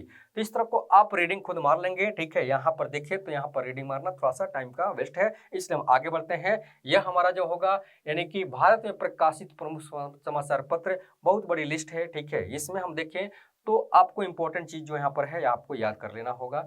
सबसे पहले यहाँ पर देखिए तो पायनियर काफी इंपॉर्टेंट है, इसको याद करना है। अमृत बाजार पत्रिका, सोम प्रकाश, हिंदू, ये सारे चीज जो है, स्टेट्समैन, टाइम्स ऑफ इंडिया, ये सब क्या है? काफी इंपॉर्टेंट है। नेक्स्ट, यहाँ पर केसरी, मराठा, ठीक है, हिंदू, एक बार और यहाँ पर देखें तो एक बार और आता है नेटिव ओपिनियन, यानी कि खास करके देखें यहाँ पर तो ये भी हमारा इंपॉर्टेंट है। हिंदुस्तान हो गया, ठीक है। उसके बाद देखें तो कवि वचन सुधा भी का है, यहाँ पर इंपॉर्टेंट है। और बस स्टैंडर्ड्स और कॉमनवेल्थ, ये एनिमेशन की पत्रिका होती है, ठीक है, इसको भी आप ध्यान में रखेंगे। नेक्स्ट हमारा है हिंदुस्तान स्टैंडर्ड, सच्चिदानंद सिन्हा, जो पटना से प्रकाशित हुई है अंग्रेजी भाषा में। यह भी देखें तो इसमें आप में काफी इंपॉर्टेंट है। गांधी जी की जितनी भी पुस्तकें हैं, समाचार पत्र हैं, यह सब क्या होगा? काफी इंपॉर्टेंट होगा, इसको आपको ध्यान देना होगा। यंग इंडिया जैसे हो गया, फिर से नवजीवन हो गया, फिर हरिजन हो गया, ये सारे चीज क्या है? गांधी जी की जितनी पत्रिका है, इसको आपको ध्यान देना होगा। इससे क्वेश्चन हमेशा आते रहते हैं, ठीक। नेक्स्ट बढ़ते हैं, आप इसको रीडिंग एक बार डाल लेंगे। नेक्स्ट है उतंद मार्टन, ठीक है, यह भी आपको काफी इंपॉर्टेंट दिखाई दे रहा है। अल हिलाल अल बिलाल, ये भी काफी इंपॉर्टेंट है, ठीक है, इसको आप याद कर लेंगे। गद्दर, हिंदू पैट्रियाट, ये भी काफी इंपॉर्टेंट है, इसको याद कर लेंगे। ये सारा चीज जो है पीडीएफ में दिया हुआ है, वहां से भी आप इससे मदद ले सकते हैं और आप इसको रट सकते हैं। नेक्स्ट, भारत में शिक्षा का विकास। अब शिक्षा की क्या क्या विकास होती है हमारे भारत में, ये भी हमारे बीपीएससी का एक मुख्य सिलेबस में देखा जाए तो यह आता है। और इसमें शिक्षा के विकास में हमने शॉर्ट यहाँ पर वीडियो, काफी इंपॉर्टेंट चीजों को हमने यहाँ पर लाया है, जो कि हमारे एग्जाम के पॉइंट से काफी इंपॉर्टेंट होगा। प्राचीन काल में देखें तो भारत क्या था, समृद्ध ज्ञान थी इसके पास, ठीक है, इसलिए इसको क्या कहा जाता था, विश्व गुरु। भारत को क्या कहा जाता था, विश्व गुरु कहा जाता था। चाणक्य की अर्थशास्त्र, ठीक है, कालिदास की लगभग 9 पुस्तक, अभिज्ञान शाकुंतलम, ठीक है। बहुत सारे यहाँ पर देखा जाए तो गुप्त पीरियड में जिस तरह से साहित्य का प्रकाशन होता है, साहित्य का एक जो हमारा जो गुप्त पीरियड में आती है, प्राचीन काल में देखें तो जितना बड़ा वहाँ पर लिखी जाती है, विज्ञान के क्षेत्र में हो, ठीक है, या कला के क्षेत्र में हो, हर एक क्षेत्र में जिस तरह की साहित्य यहाँ पर लिखी जाती है, वह उस हिसाब से देखें तो हमारे भारत में विद्वानों की कमी नहीं थी और हमारा भारत जो था वह समृद्ध था ज्ञान के क्षेत्र में, इसलिए भारत को विश्व गुरु कहा जाता था, ठीक। लेकिन आगे देखें तो हमारे भारत का ही खगोल शास्त्र, गणित, आयुर्वेद, योग, ये सारी पद्धतियां, ये सारे कंसेप्ट जो थे ये हमारे भारत की ही है। और यह अरब के रास्ते से होते हुए कहाँ पहुंचता है, यूरोप से पहुंचता है, यूरोप तक पहुंचता है। ब्रिटिश शासन काल में शिक्षा के क्षेत्र में अनेक कार्य किए गए, ठीक है, यानी कि हमारे पास देखें तो शिक्षा के क्षेत्र में औपनिवेशिक काल में अनेक कार्य किए जाते हैं। लेकिन इसके पहले हमारा भारत कितना समृद्ध था, विश्व गुरु के नाम से जाना जाता था। कितनी यहाँ पर इंपॉर्टेंट पुस्तकें हैं जो अरब देशों के, अरब देशवासियों ने इसको लिया और वहाँ से यूरोप पहुँचता है, ठीक है, और इससे उन लोग क्या होते हैं, लाभान्वित होते हैं। लेकिन फिर भी अंग्रेज जब यहाँ पर आते हैं तो इन सारे चीज़ों को क्या करते हैं, दबा देते हैं, ठीक है, कि भारतीयों को ये सब पता ना चले, या भारतीय को यह पता ना चले कि उनके पूर्वज प्राचीन काल में उनकी सभ्यता या संस्कृति जो भी है वहां पर वह कभी विश्व गुरु के नाम से जाने जाते थे, ठीक है। तो यहाँ पर फिर क्या करते हैं कि जिस तरह से यहाँ पर शिक्षा के क्षेत्र को यहाँ पर दबा दिया जाता है, ठीक है, तो उसके बाद ब्रिटिश शासन काल में देखा जाए तो शिक्षा के क्षेत्र में कुछ अनेक के कार्य भी किए जाते हैं, ठीक है, और यह सिर्फ उनका स्वार्थ होता है इसमें। आधुनिक पाश्चात्य शिक्षा का उद्भव देखा जाए तो कैसे होता है, औपनिवेशिक काल में पढ़े लिखे युवकों की आवश्यकता थी। ईस्ट इंडिया कंपनी जब यहाँ पर स्थापित हुई थी और बाकी सब कंपनियों की जब यहाँ खदेड़ दी थी, तो ईस्ट इंडिया कंपनी को खास करके देखें तो उसको यहाँ पर पढ़े लिखे युवक चाहिए था। क्यों? क्योंकि उसके कारखाने में, ठीक है, कर्मचारी के रूप में, सैनिक या गैर सैनिक के रूप में काम करना था। और जब काम करने जाएंगे तो अब सवाल उठता है तो इसमें अंग्रेजी भाषा क्यों चाहिए या पढ़े लिखे युवक उनके अनुसार क्यों चाहिए? क्योंकि वो चाहते थे कि हम जब ट्रेनिंग दें, ठीक है, ट्रेनिंग के माध्यम से या जो भी हम नीतियाँ नियम बनाते हैं, ठीक है, उसका माध्यम होता है खास करके क्या, अंग्रेजी, ठीक है।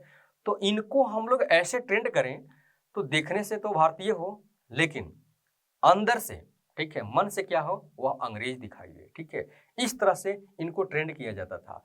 और खास करके देखा जाए तो इनके कारखानों में यानी कि गैर सैनिकों के रूप में या सैनिकों के रूप में काम करने के लिए अगर ये इंग्लैंड से वहाँ से लोगों को लाते हैं, अपने देश के लोगों को लाते हैं, तो उसको लाने में कितना खर्च है, और प्लस जितने कम सैलरी में भारतीय यहाँ पर काम कर सकते थे उससे उतना कम सैलरी में वहाँ यानी कि इंग्लैंड के लोग यहाँ पर काम नहीं कर सकते थे। तो इसलिए इन्होंने सोचा कि भारतीय लोगों को यानी कि जो बेरोजगार हैं, ठीक है, हर तरह से उनको ही, ठीक है, यहाँ पर ट्रेंड किया जाए, इनको ही पढ़ा लिखाया बनाया जाए, पढ़ा लिखा कर इनको ट्रेंड किया जाए। तो इस तरह से यहाँ पर आधुनिक पश्चात शिक्षा का क्या होता है, उद्भव होता है। बोर्ड ऑफ डायरेक्टर जो कंपनी को नियंत्रण करते थे, बोर्ड ऑफ डायरेक्टर, इन्होंने भारतीय युवकों को शिक्षित करने का बेड़ा उठाया, ठीक है। ईसाई मिशनरियों ने सर्वाधिक मदद की। ईसाई मिशनरी जब यहाँ पर आई थी तो उन्होंने यानी कि ईसाई के प्रचार के रूप में, ठीक है, यहाँ पर देखें तो शिक्षा को क्या किया था, इन्होंने भी बढ़ावा देने का कोशिश किया था। नेक्स्ट, ईसाई मिशनरियों अंग्रेजी का प्रचार प्रसार भी किया था इन्होंने। वारेन हेस्टिंग जब गवर्नर जनरल बनता है तो उसके समय में, उसके शासनकाल में ढेर सारी काम किया जाता है। विलियम जोन्स ने एशियाटिक सोसाइटी की स्थापना किया। कहां पर किया? कलकत्ता में किया। अब एशियाटिक सोसाइटी की स्थापना कलकत्ता में करने के बाद अब इसके माध्यम से कुछ धार्मिक पुस्तकों का यहाँ पर ट्रांसलेट किया जाएगा, यानी कि अनुवाद किया जाएगा अंग्रेजी में। अब यहाँ पर क्या था, जैसे विल्किंस क्या थे कि भगवत गीता, ठीक है, भगवत गीता को, जो भारतीय धार्मिक ग्रंथ है, प्रमुख ग्रंथ है, भगवत गीता प्लस हितोपदेश का क्रमशः 1784 और 1787 ईस्वी में क्या किया था, इसका अनुवाद किया था। किसने? विल्किंसन ने। एक क्वेश्चन बीपीएससी में आ चुका है कि भगवत गीता किसके माध्यम से अनुवाद की गई थी, तो ये हमारे कौन पर्सन होंगे? विल्किंस के द्वारा किया गया था। अगर डेट भी पूछता है तो 1784, और हितोपदेश को कब किया गया था, तो उसके 3 साल बाद, ठीक है, भगवत गीता का अनुवाद करने के 3 साल बाद हितोपदेश का भी यहाँ पर अनुवाद किया गया है 1787 में। विलियम जोन्स, एशियाटिक सोसाइटी की स्थापना करने वाला व्यक्ति, 1789 में अभिज्ञान शाकुंतलम का अंग्रेजी में अनुवाद करवाया। अभिज्ञान शाकुंतलम कालिदास की यह पुस्तक है, ठीक है, ग्रंथ है, जिसको इन्होंने अनुवाद करवाया। मनुस्मृति पहला ऐसा ग्रंथ था जो 1776 में अंग्रेजी में एक कोड ऑफ जेंटुलॉज के माध्यम से इनको अंग्रेजी में अनुवाद किया गया था। जब अंग्रेजी में अनुवाद हुआ तो उस पुस्तक का, यानी कि मनुस्मृति की पुस्तक का क्या नाम दिया गया? एक कोड ऑफ जेंटुलॉज दिया गया। अब यहाँ पर देखिए एक बात और यहाँ आपको बताना हम जरूरी समझ रहे हैं कि जैसे विल्किंस ने भगवत गीता हितोपदेश का किया, विलियम जोन्स ने अभिज्ञान शाकुंतलम को अनुवाद किया, मनुस्मृति ग्रंथ को भी यहाँ पर देखा जाए तो कोड किया जा रहा है। यहाँ पर कौटिल्य के अर्थशास्त्र को क्यों नहीं किया जा रहा है? कौटिल्य के अर्थशास्त्र को देखा जाए तो प्रशासनिक और राजनीति के क्षेत्र में बहुत बड़ी यह पुस्तक है, बहुत अच्छा ज्ञान देता है। तो कौटिल्य के अर्थशास्त्र को नहीं किया जा रहा है, तो क्या कौटिल्य के अर्थशास्त्र इनके समय में उपलब्ध नहीं था? बिल्कुल उपलब्ध था, लेकिन पुस्तकों का अगर अनुवाद अंग्रेजी में कराया जा रहा है, ठीक है, तो ऐसे पुस्तकों को जो धर्म से संबंधित है, या जैसे मनुस्मृति में देख लीजिए, ये भी क्या पहला ऐसा ग्रंथ था। मतलब कि इन सारे पुस्तकों में देखें तो अगर जैसे कौटिल्य के अर्थशास्त्र है, अगर उसको ये लोग क्या करते, अनुवाद करवाते, तो प्रशासन हमारी देश की क्या थी, ठीक है। कौटिल्य का अर्थशास्त्र राइटर जो है यह किस काल का है, ठीक है, वहाँ के अशोक के बारे में पता चलता, ठीक है, वहाँ के गुप्त पीरियड के समुद्रगुप्त के माध्यम क्या कहते हैं प्रशासन के बारे में पता चलता है यहाँ पर, ठीक है। तो इन बातों को इन लोगों ने क्या किया, दबा दिया। अगर ये पता चल जाए तो ये भारतीयों को पता चल जाएगा कि हमारे पूर्वज भी इस देश को चलाते थे और इस देश को चलाने के लिए कितने बड़े एरिया को ये अपने अधिकार में किए हुए थे, तो हम भी उन्हीं के वंशज हैं। तो हमारे अंदर भी, हमारे खून में भी एक गुण होनी चाहिए, ठीक है। तो इस तरह से जानकर ये यहाँ पर विद्रोह न कर दे, हमको यहाँ से हटाने का उपाय न करने लगे, इसलिए इन लोगों ने मनुस्मृति को उठाया। मनुस्मृति को जो देखा जाए तो वन व्यवस्था पर यह काफ़ी ही घातक सिद्ध होता है। वन व्यवस्था में जिस तरह से बातें कही गई है, इसमें बताई गई है, शूद्रों को जिस तरह से यहाँ पर ट्रीट किया गया है मनुस्मृति में, इस तरह से यहाँ पर देखा जाए तो इसको ये लोग उठाते हैं ताकि यहाँ देश में भेदभाव की नीति बनी रहे, ठीक है, वन व्यवस्थाएं बनी रहे, ठीक, यानी कि सभी एक साथ जागरूक ना हो जाए, ठीक है। इसमें कुछ ही वर्ग जो है भले जागरूक होता है तो होने दे, लेकिन सारे लोग एक रूप से यहाँ पर जागरूक ना हो, इस तरह से यहाँ पर देखा जाए तो इन सारे पुस्तकों को यहाँ पर लाने का स्वार्थ भी इनके अंदर था कि हम भारतीयों को अगर शिक्षित कर रहे हैं, ठीक है, तो फिर उनके अंदर उस शिक्षा मतलब कि गठित नहीं होना चाहिए, वो शिक्षा उनके अंदर नहीं जाना चाहिए जिससे राष्ट्रवाद की भावना इनके अंदर पनपे, ठीक है। इसलिए इन सारी चीजों को यहाँ पर ये लोग ट्रांसलेट करके उनको अवगत करा रहे हैं। 1781 ईस्वी में फारसी प्लस अरबी में, ठीक है, का ज्ञान बढ़ाने के लिए, फारसी और अरबी का ज्ञान बढ़ाने के लिए कलकत्ता में एक मदरसा की स्थापना की जाती है। किसके माध्यम से? तो वारेन हेस्टिंग के माध्यम से कलकत्ता में क्या किया जाता है, एक मदरसा की स्थापना की जाती है फारसी और अरबी भाषा का ज्ञान बढ़ाने के लिए। 1791 में जोनाथन डंकन ने बनारस में संस्कृत विद्यालय की स्थापना करते हैं, संस्कृत विद्यालय की स्थापना। 1849 में J.D. वेथुन ने बालिकाओं की शिक्षा के लिए एक विद्यालय खोला, ठीक है, और इसको आगे बढ़ाने का काम कौन करता है? तो डलहौजी करता है। 1800 ईस्वी में वेलेजली असैनिक अधिकारियों के प्रशिक्षण के लिए फोर्ट विलियम कॉलेज की स्थापना करता है। फोर्ट विलियम कॉलेज की स्थापना किसने किया? तो वेलेजली ने। इसका उद्देश्य क्या था? असैनिक अधिकारियों के प्रशिक्षण के लिए, उनको कैसे प्रशिक्षित किया जाए, इसके लिए यह कलकत्ता में फोर्ट विलियम कॉलेज की स्थापना करता है वेलेजली ने। लेकिन दुर्भाग्य यह है कि 1806 ईस्वी में इंग्लैंड के हेलीबरी में एक प्रशिक्षण केंद्र आरंभ किया गया। क्यों? क्योंकि यह फोर्ट विलियम कॉलेज की स्थापना जब होती है तो यह 2 साल के बाद इसको बंद करना पड़ता है। कुछ यहाँ पर देखा जाए तो इसको बंद करना पड़ता है, कुछ इसके कंडीशन रूल ऐसे थे जो हमारे देश के लिए काफ़ी घातक हो रहा था, तो इसको बंद करना पड़ा। लेकिन लास्ट में यह इंग्लैंड के हेलीबरी में एक प्रशिक्षण केंद्र की आरंभ करता है, ठीक है, और यह आरंभ जो किया जाता है इंग्लैंड के हेलीबरी में, तो असैनिक अधिकारियों के प्रशिक्षण के लिए। नेक्स्ट, 1867 में डेविड हेयर प्लस राजा राम मोहन राय, ये दोनों जो हैं, ठीक है, क्या करते हैं? कलकत्ता में हिंदू कॉलेज की स्थापना करते हैं। राजा राम मोहन राय को मदद कौन करते हैं? डेविड हेयर ने। 1833 के चार्टर एक्ट के माध्यम से साहित्य के पुनरुत्थान के लिए 1 लाख रुपया का प्रावधान किया जाता है 1833 के चार्टर एक्ट के माध्यम से। लेकिन अगर देखा जाए तो साहित्य के पुनरुत्थान के लिए 1 लाख ईस्ट इंडिया कंपनी ने कि गवर्नर ने क्या किया? 1 लाख रुपया का प्रावधान किया, यानी कि व्यवस्था किया, ठीक है, कि साहित्य के पुनरुत्थान के लिए 1 लाख रुपया खर्चा किया जाएगा। बहुत अच्छा बात है। लेकिन अब यहाँ पर बाकी लोग देख रहे हैं कि साहित्य यानी कि भारतीय साहित्य का पुनरुत्थान के लिए हमारा पैसा यानी कि 1 लाख रुपया इसमें लगता है, ठीक है, तो ये मतलब कि सही बात नहीं है, क्योंकि इसमें ढेर सारा विरोध होने लगा कि भारतीय साहित्य के पुनरुत्थान के लिए क्यों। यहाँ पर देखा जाए तो यह 1923 ईस्वी तक यह राशि उपलब्ध नहीं कराई जा सकी, यानी कि इसमें इतना विरोध हुआ, इतना विवाद हुआ कि लगभग 10 साल लग गए इस 1 लाख रुपये को सुविधा को, इस 1 लाख रुपये की सुविधा को यहाँ पर प्रोवाइड करने में। इसलिए यहाँ पर देखा जाता है काफी इसमें विवाद हो जाता है और 10 साल इस विवाद में लग जाता है, तब जाकर यह इस विवाद को सुलझाया गया। नेक्स्ट, आंग्ल प्राच्य भाषा विवाद। आंग्ल प्राच्य भाषा विवाद, अब यहाँ पर देखें तो आंग्ल प्राच्य भाषा यहाँ पर एक अलग कंसेप्ट है जिसके माध्यम से हम यहाँ पर आपको ये बात बताने की कोशिश करते हैं कि आंग्ल का मतलब क्या है, प्राच्य का मतलब है क्या मतलब है। आंग्ल का मतलब है यहाँ पर पाश्चात्य सभ्यता या संस्कृति, ठीक है, जो अंग्रेजों के लिए था। प्राच्य भाषा का मतलब यहाँ पर है कि हमारी भारतीय संस्कृति के, यानी कि जैसे संस्कृत भाषा हो गया, फारसी भाषा हो गया, उर्दू हो गया, या आप कह सकते हैं जैसे हिंदी हो गया, ये हमारे क्या आ जाएंगे? प्राच्य भाषा में आ जाएगा। तो लोक शिक्षा का जब विकास हो रहा था तो सामान्य समिति इसके लिए गठित की गई थी, और शिक्षा के विकास में देखें तो यहाँ पर 2 दल शामिल होते हैं। हमारे भारत में औपनिवेशिक काल में शिक्षा का विकास कैसे हो, तो इसमें 2 दल शामिल हो जाते हैं, 2 दल यहाँ पर बढ़ जाते हैं।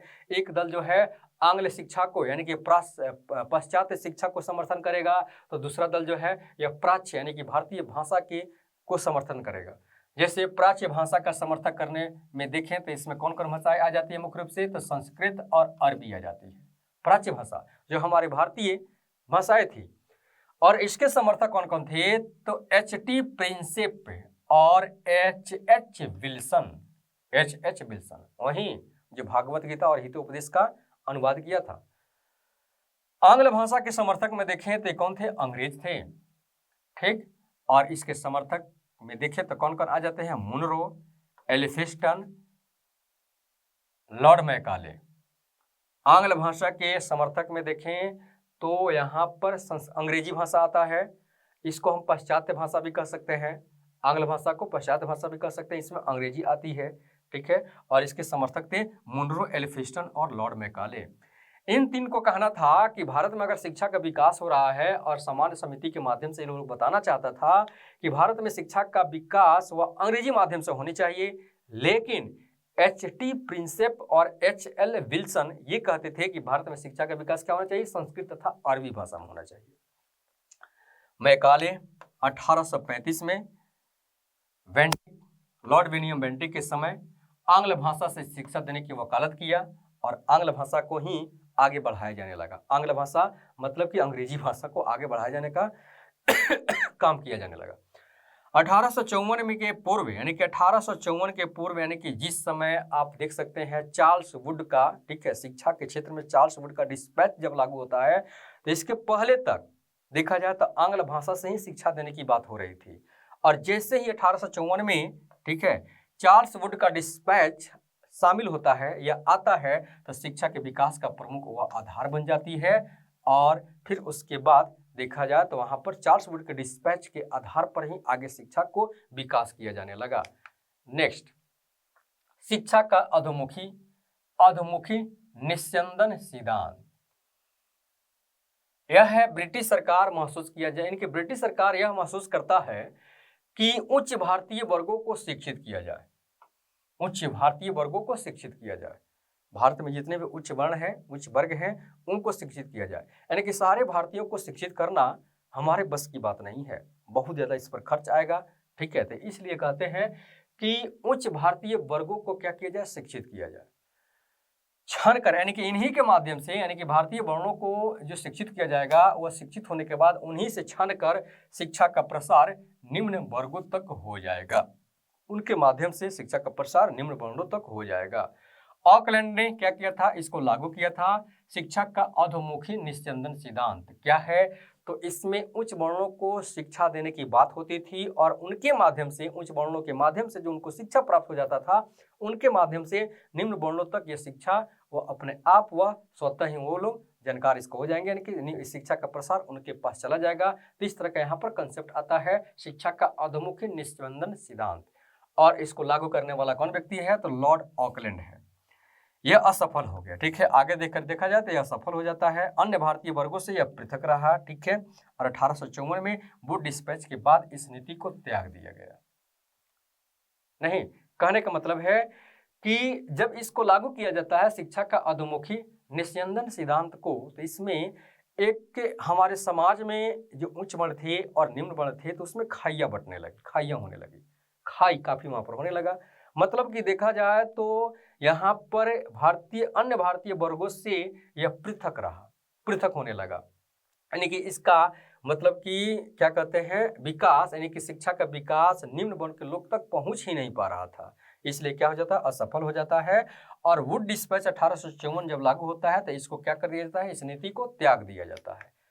अब next, Charles Wood dispatch 1854। Charles Wood dispatch 1854 देखा जाए तो 1854 में चार्ल्स वुड भावी शिक्षा के लिए एक योजना प्रस्तुत करते हैं, ठीक है, विधि सदस्य वुड डिस्पैच इसको कहा जाता है।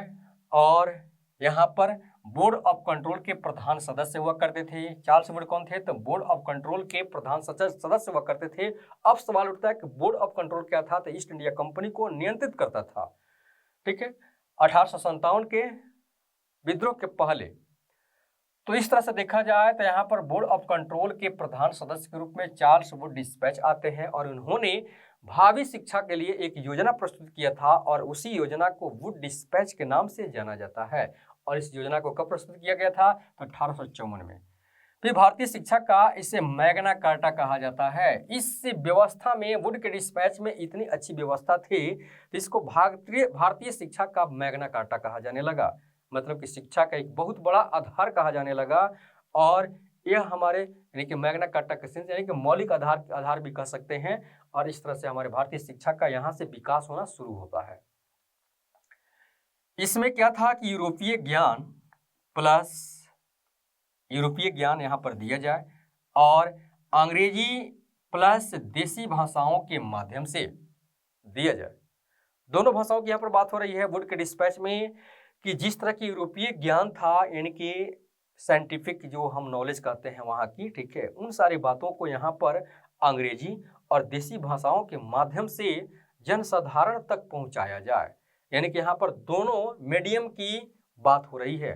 देसी भाषाएं उर्दू, फारसी, हिंदी हो गया, संस्कृत हो गया, और अंग्रेजी के माध्यम से जो जिस लायक जैसे है उसके लायक उसको यानी कि यूरोपीय ज्ञान को यहाँ पर दिया जाए। ये बात कहते हैं वुड के डिस्पैच में। इस बात को वुड का डिस्पैच यहाँ पर बताता है। और इस शिक्षा का यानी कि इसका क्या उद्देश्य होता है वुड के रिसर्च में, तो पाश्चात्य शिक्षा का प्रसार प्रसार करना।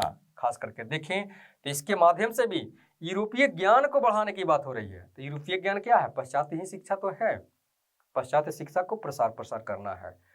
ग्रामों में देसी भाषाई पाठशालाओं खोले जाए। ग्राम जो काफी ग्रामीण परिवेश है, वहां पर अंग्रेजी नहीं सिखाया जा सकता है, उनकी अपनी जो भाषा है, ठीक है, उसी के माध्यम से यूरोपीय ज्ञान को दिया जाए। ठीक है, यानी कि पाश्चात्य शिक्षा को दिया जाए, लेकिन देंगे पाश्चात्य शिक्षा ही।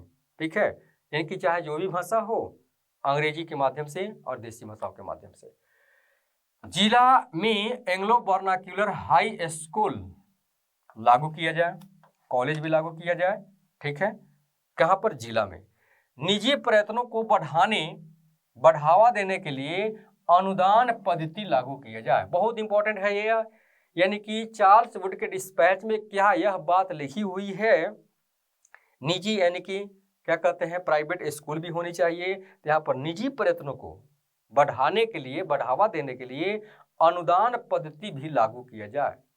तो चार्ल्स वुड का डिस्पैच एक ऐसा यहाँ पर डिस्पैच आता है शिक्षा के विकास की योजना के रूप में, जहाँ पर देखा जाए तो पहली बार यहाँ निजी प्रयत्नों को बढ़ावा देने की बात आती है।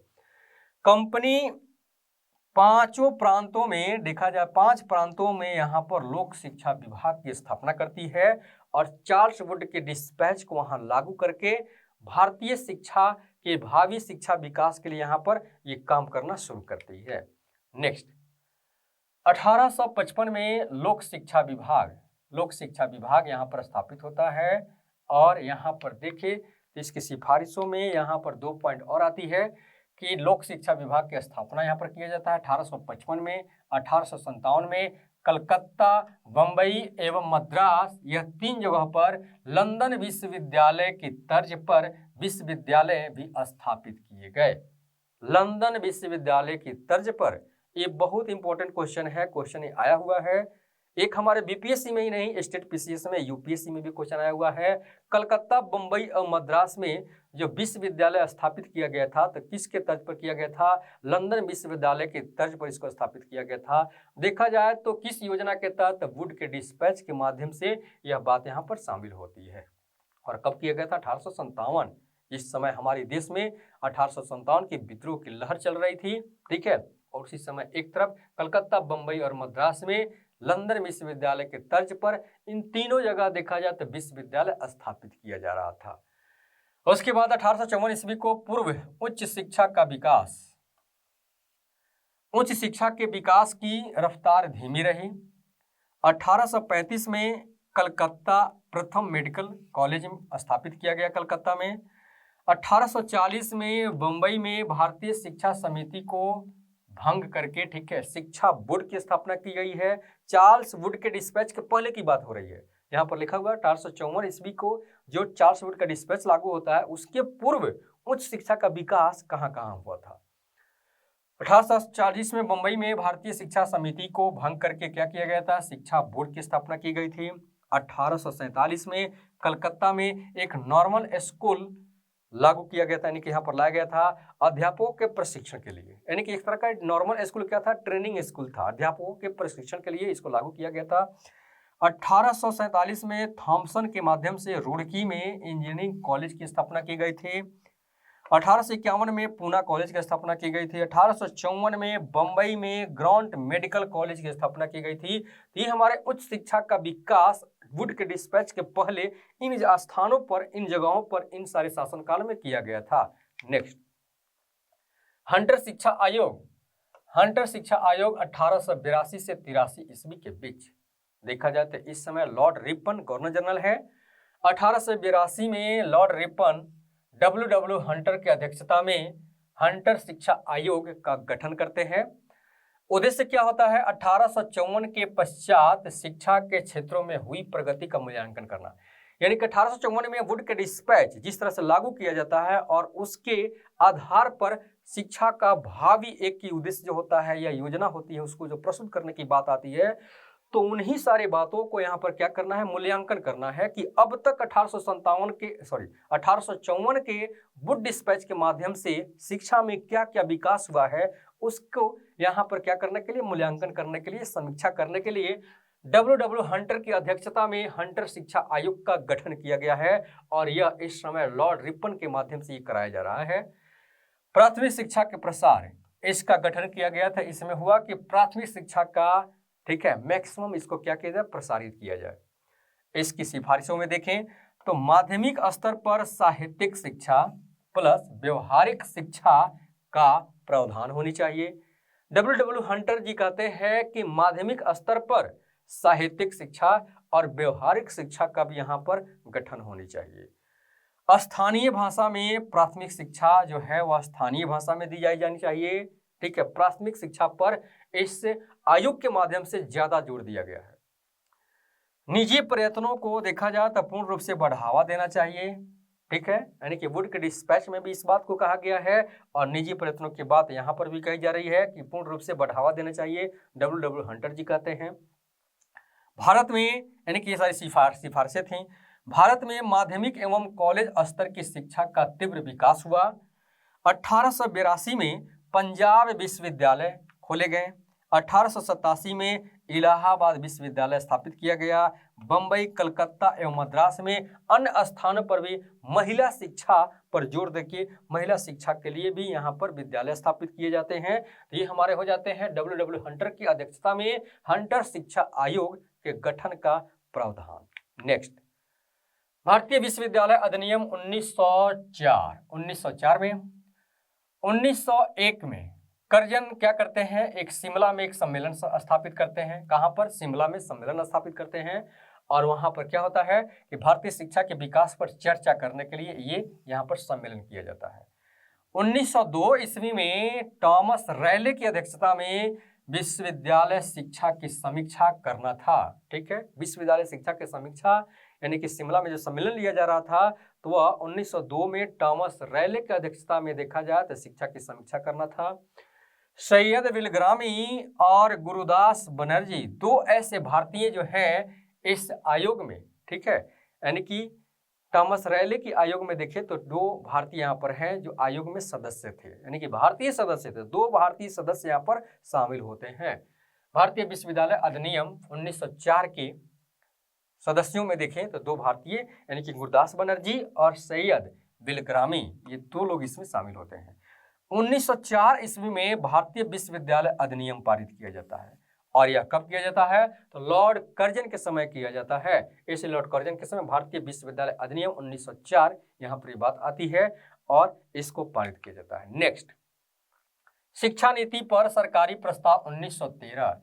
इसमें क्या था कि 1906 ईस्वी में बड़ौदा की रियासत में प्राथमिक शिक्षा लागू किया गया था और उसी को देखते हुए बाकी सब रियासत भी उसको लागू करने के लिए चेष्टा करने लगे। ठीक है, 1906 में एक क्वेश्चन आता है बार बार कि बड़ौदा की रियासत में प्राथमिक शिक्षा जो लागू किया गया था वह किस नीति के प्रस्ताव पर था। तो शिक्षा नीति पर सरकारी प्रस्ताव 1913 की शिक्षा नीति के सरकारी प्रस्ताव के आधार पर था। गोपाल कृष्ण गोखले सरकार से नीति लागू करने के लिए दबाव डाला, यानी कि इस तरह की प्राथमिक शिक्षा को लागू करने के लिए गोपाल कृष्ण गोखले ने सरकार से, यानी कि दबाव, सरकार से क्या किया, सरकार को दबाव देने का यहाँ पर काम करते हैं। कौन, यानी कि गोपाल कृष्ण गोखले। फिर है सैडलर विश्वविद्यालय आयोग 1917 से 1919। कलकत्ता विश्वविद्यालय के शिक्षा नीतियों की समीक्षा करना था। इस आयोग का यही एक मुख्य उद्देश्य था। 1917 में M.E. सैडलर की अध्यक्षता में इस आयोग को गठित किया गया था। भारतीय सदस्यों में देखें तो इस आयोग में ढेर सारे सदस्य थे। उनमें भारतीय सदस्यों में देखें तो आशुतोष मुखर्जी, ठीक है, ये इसके सदस्य थे और जियाउद्दीन अहमद, ये दो भारतीय सदस्य हैं जो सैडलर विश्वविद्यालय आयोग के यह दो भारतीय सदस्य हैं। आयोग ने शिक्षा नीतियों की आलोचना की। ठीक है, शिक्षा नीति जिस तरह से वर्तमान में चल रही थी उस तत्कालीन समय में उस पर क्या किया था, इस सैडलर विश्वविद्यालय आयोग की जो मेंबर थे उन लोगों ने क्या किया था, उस नीतियों को आलोचना किया था। किस नीतियों को, जो उस समय की तत्कालीन शिक्षा व्यवस्था का जो एक माहौल था। इन्होंने अपना सिफारिश दिया, विश्वविद्यालय के नियमों कठोर नहीं होने चाहिए। विश्वविद्यालय के नियम क्या होना चाहिए, कठोर नहीं होना चाहिए। स्कूल की शिक्षा 12 वर्ष तक समाप्त हो जानी चाहिए। इन लोगों ने ऐसा यहाँ पर सिफारिश किया। उत्तर माध्यमिक परीक्षा के पश्चात विश्वविद्यालय में छात्रों की भर्ती की जानी चाहिए। उत्तर माध्यमिक परीक्षा समाप्त होने के बाद ही विश्वविद्यालय में छात्रों की क्या होनी चाहिए, भर्ती होनी चाहिए।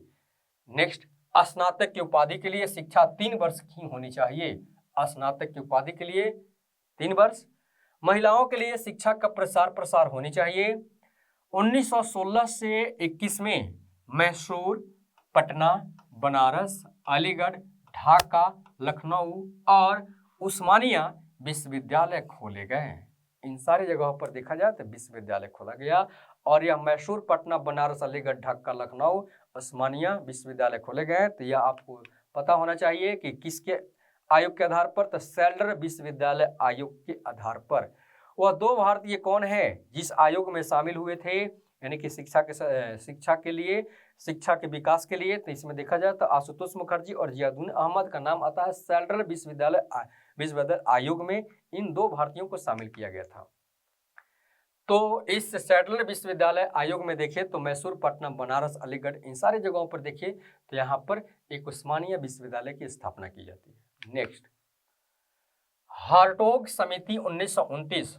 हार्टोग समिति 1929 में फिलिप हार्टोग के नेतृत्व में यह किया गया था। उद्देश्य क्या था कि शिक्षा के विकास पर रिपोर्ट देना था, यानी कि जो उस समय के तत्कालीन शिक्षा व्यवस्था था उसके विकास कैसे हो रहे हैं उस पर इनको रिपोर्ट सौंपना था, उसका जांच पड़ताल करके उसकी समीक्षा करके रिपोर्ट जो सौंपते हैं उसमें क्या क्या सिफारिशें की गई है। प्राथमिक शिक्षा के राष्ट्रीय महत्व पर बल दिया जाए। प्राथमिक शिक्षा के राष्ट्रीय महत्व पर बल देने की बात आती है। ग्रामीण संस्कृति के छात्रों को मिडिल स्कूल तक ही शिक्षा दी जाए। इसके पश्चात उन्हें औद्योगिक तथा व्यवसायिक शिक्षा दी जाए। फिर उसके बाद है उच्च शिक्षा प्राप्त करने योग्य छात्रों को ही उच्च शिक्षा प्राप्त करने की अनुमति दी जाए। यहाँ पर आपको पता होनी चाहिए कि राष्ट्रीय महत्व की बात शिक्षा के लिए कब आती है, तो हार्टोग समिति में आती है। फिर मिडिल स्कूल तक ही शिक्षा दी जाए, यानी कि ग्रामीण संस्कृति के छात्रों को, यह आपकी बात आती है हार्टोग समिति के माध्यम से। औद्योगिक तथा व्यवसायिक शिक्षा दी जाने की बात आती है, ठीक है, तो मिडिल स्कूल की बात आती है। और इस तरह से देखा जाता है हमारे हार्टोग समिति शिक्षा की सिफारिश के आधार पर यहाँ पर ये सारी बात। नेक्स्ट, बरखा योजना। बरखा योजना आता है 1937 में। महात्मा गांधी के माध्यम से इस योजना को लाया जाता है। मौलिक शिक्षा पर इन्होंने काफी रिसर्च किया था। मौलिक शिक्षा को यहाँ पर देखिए तो यह हरिजन समाचार पत्र के माध्यम से भी इसका प्रचार प्रसार भी किया था इन्होंने। जाकिर हुसैन ने क्या किया था, इस बरखा योजना को प्रस्तुत करने का कार्य किया था जाकिर हुसैन ने। और यह बरखा योजना कौन किसका था, तो यह महात्मा गांधी का बरखा योजना बनाया गया मौलिक शिक्षा के बारे में लिखा हुआ था। अध्यापकों के प्रशिक्षण करने, इसमें क्या क्या प्रावधान किया गया था, तो अध्यापकों को प्रशिक्षण करने, पर्यवेक्षण करने, परीक्षण करने के सुझाव इसमें दिए गए थे। विद्यार्थियों को मातृभाषा में 7 वर्ष का अध्ययन करना था। मातृभाषा में 7 वर्ष तक का अध्ययन करना था। हस्त उत्पादक कार्य प्रणाली यहाँ पर लागू किया जाए, ये यहाँ पर सिफारिशें की गई थी। द्वितीय विश्व युद्ध और मंत्रिमंडलों के त्याग पत्र के कारण इस बरखा योजना को असफल कर दिया गया, यह सफल हो जाता है। बाद में देखा जाए तो 1947 के बाद जब हमारी देश आजाद होती है तो भारत सरकार इस योजना को अमल में लाई थी। ठीक, नेक्स्ट, सार्जेंट योजना 1944। सार्जेंट योजना 1944 ईस्वी में शिक्षा सलाहकार एक समिति बनाई जाती है और राष्ट्रीय शिक्षा योजना तैयार की जाती है। इसमें कहा गया था इसकी सिफारिशें क्या क्या होती है, तो 6 वर्ष से लेकर 11 वर्ष तक के बच्चों के लिए निःशुल्क और अनिवार्य शिक्षा का प्रावधान किया जाता है। ये क्वेश्चन आ सकता है, 6 से लेकर 11 वर्ष के बच्चों के लिए निःशुल्क और अनिवार्य शिक्षा का प्रावधान किस योजना के तहत किया गया है, तो यह सार्जेंट योजना के माध्यम से किया गया। काफी इंपॉर्टेंट है। प्रारंभिक एवं उच्च माध्यमिक विद्यालय स्थापित किए जाएं। 11 से 17 वर्ष तक के छात्रों के लिए 6 वर्ष की शिक्षा व्यवस्था की जाए। उत्तर माध्यमिक श्रेणी समाप्त की जाए। 40 वर्ष तक देश में शिक्षा के पुनर्निर्माण का कार्य होना चाहिए था। खेर समिति ने इसे घटाकर यानी कि 40 वर्ष को घटाकर क्या कर दिया था, 16 वर्ष कर दिया था। और इस तरह से खेर समिति का बहुत बड़ा योगदान होता है इसमें। तो इस तरह से देखा था। तो सार्जेंट योजना 1944 के निम्नलिखित प्रावधान आपके सामने है।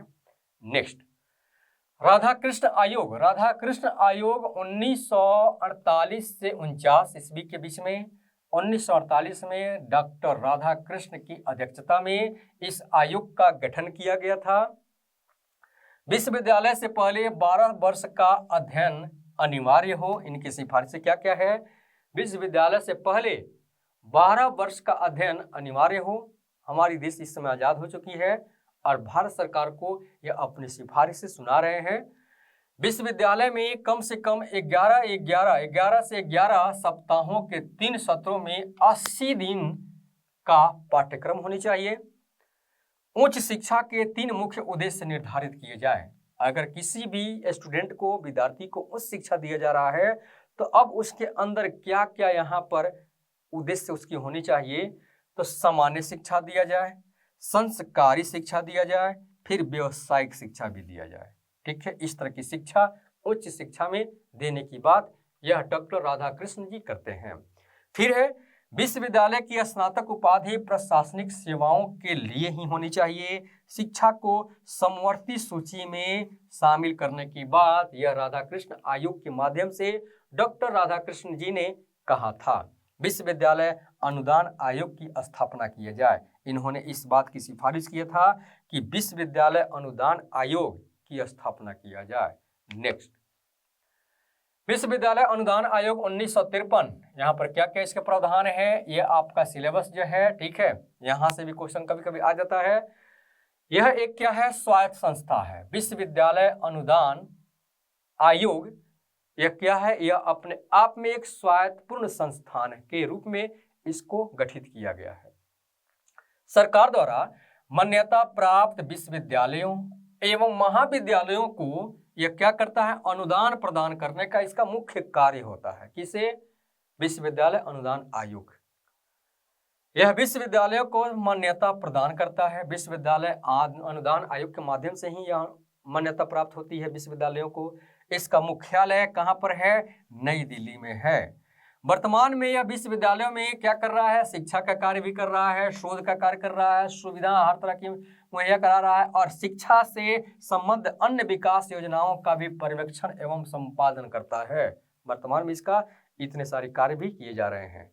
1947 में जिस समय हमारा देश आजाद हुआ था तो हमारे देश में कुल 19 विश्वविद्यालय थे, लेकिन वहीं वर्ष 1922 तक इनकी संख्या बढ़कर 1055 हो गई है। 10 यानी कि 1055 तक हो गई है। नेक्स्ट, कोठारी शिक्षा आयोग। कोठारी शिक्षा आयोग 1964 ईस्वी 1964 में डॉक्टर DS कोठारी की अध्यक्षता में इस आयोग का गठन किया जाता है।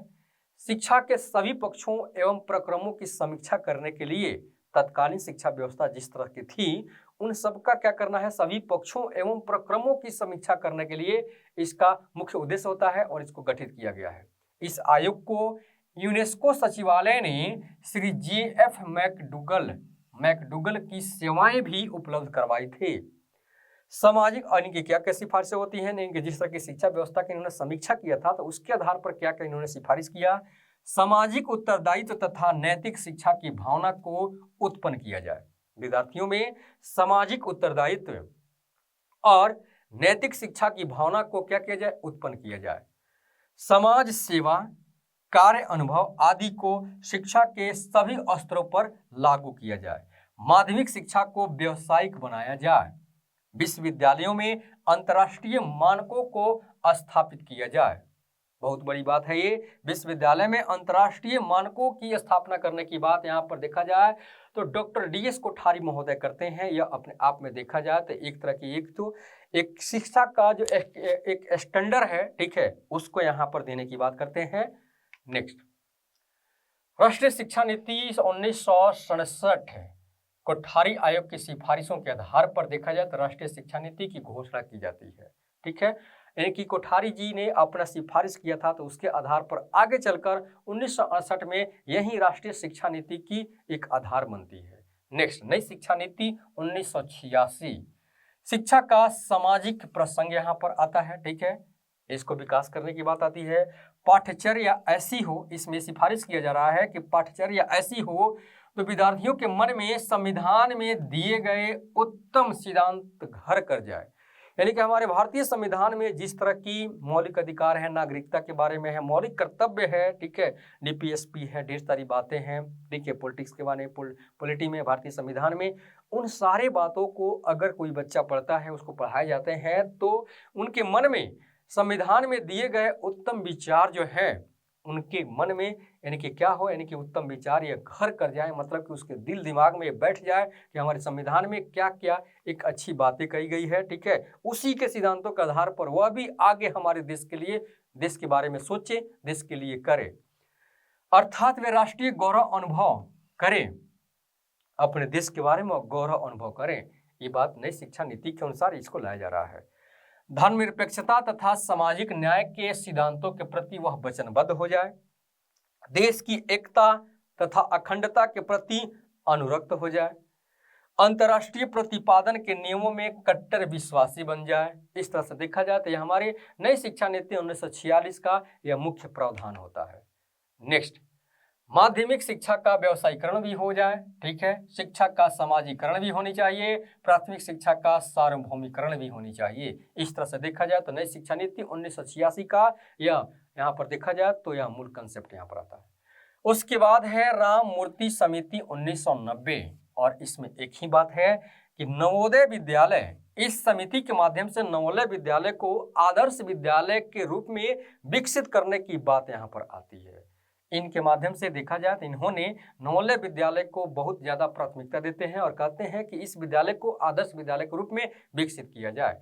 उसके बाद है यशपाल समिति 2008, राष्ट्रीय उच्च शिक्षा एवं अनुसंधान आयोग के गठन का सुझाव दिया गया है इसमें।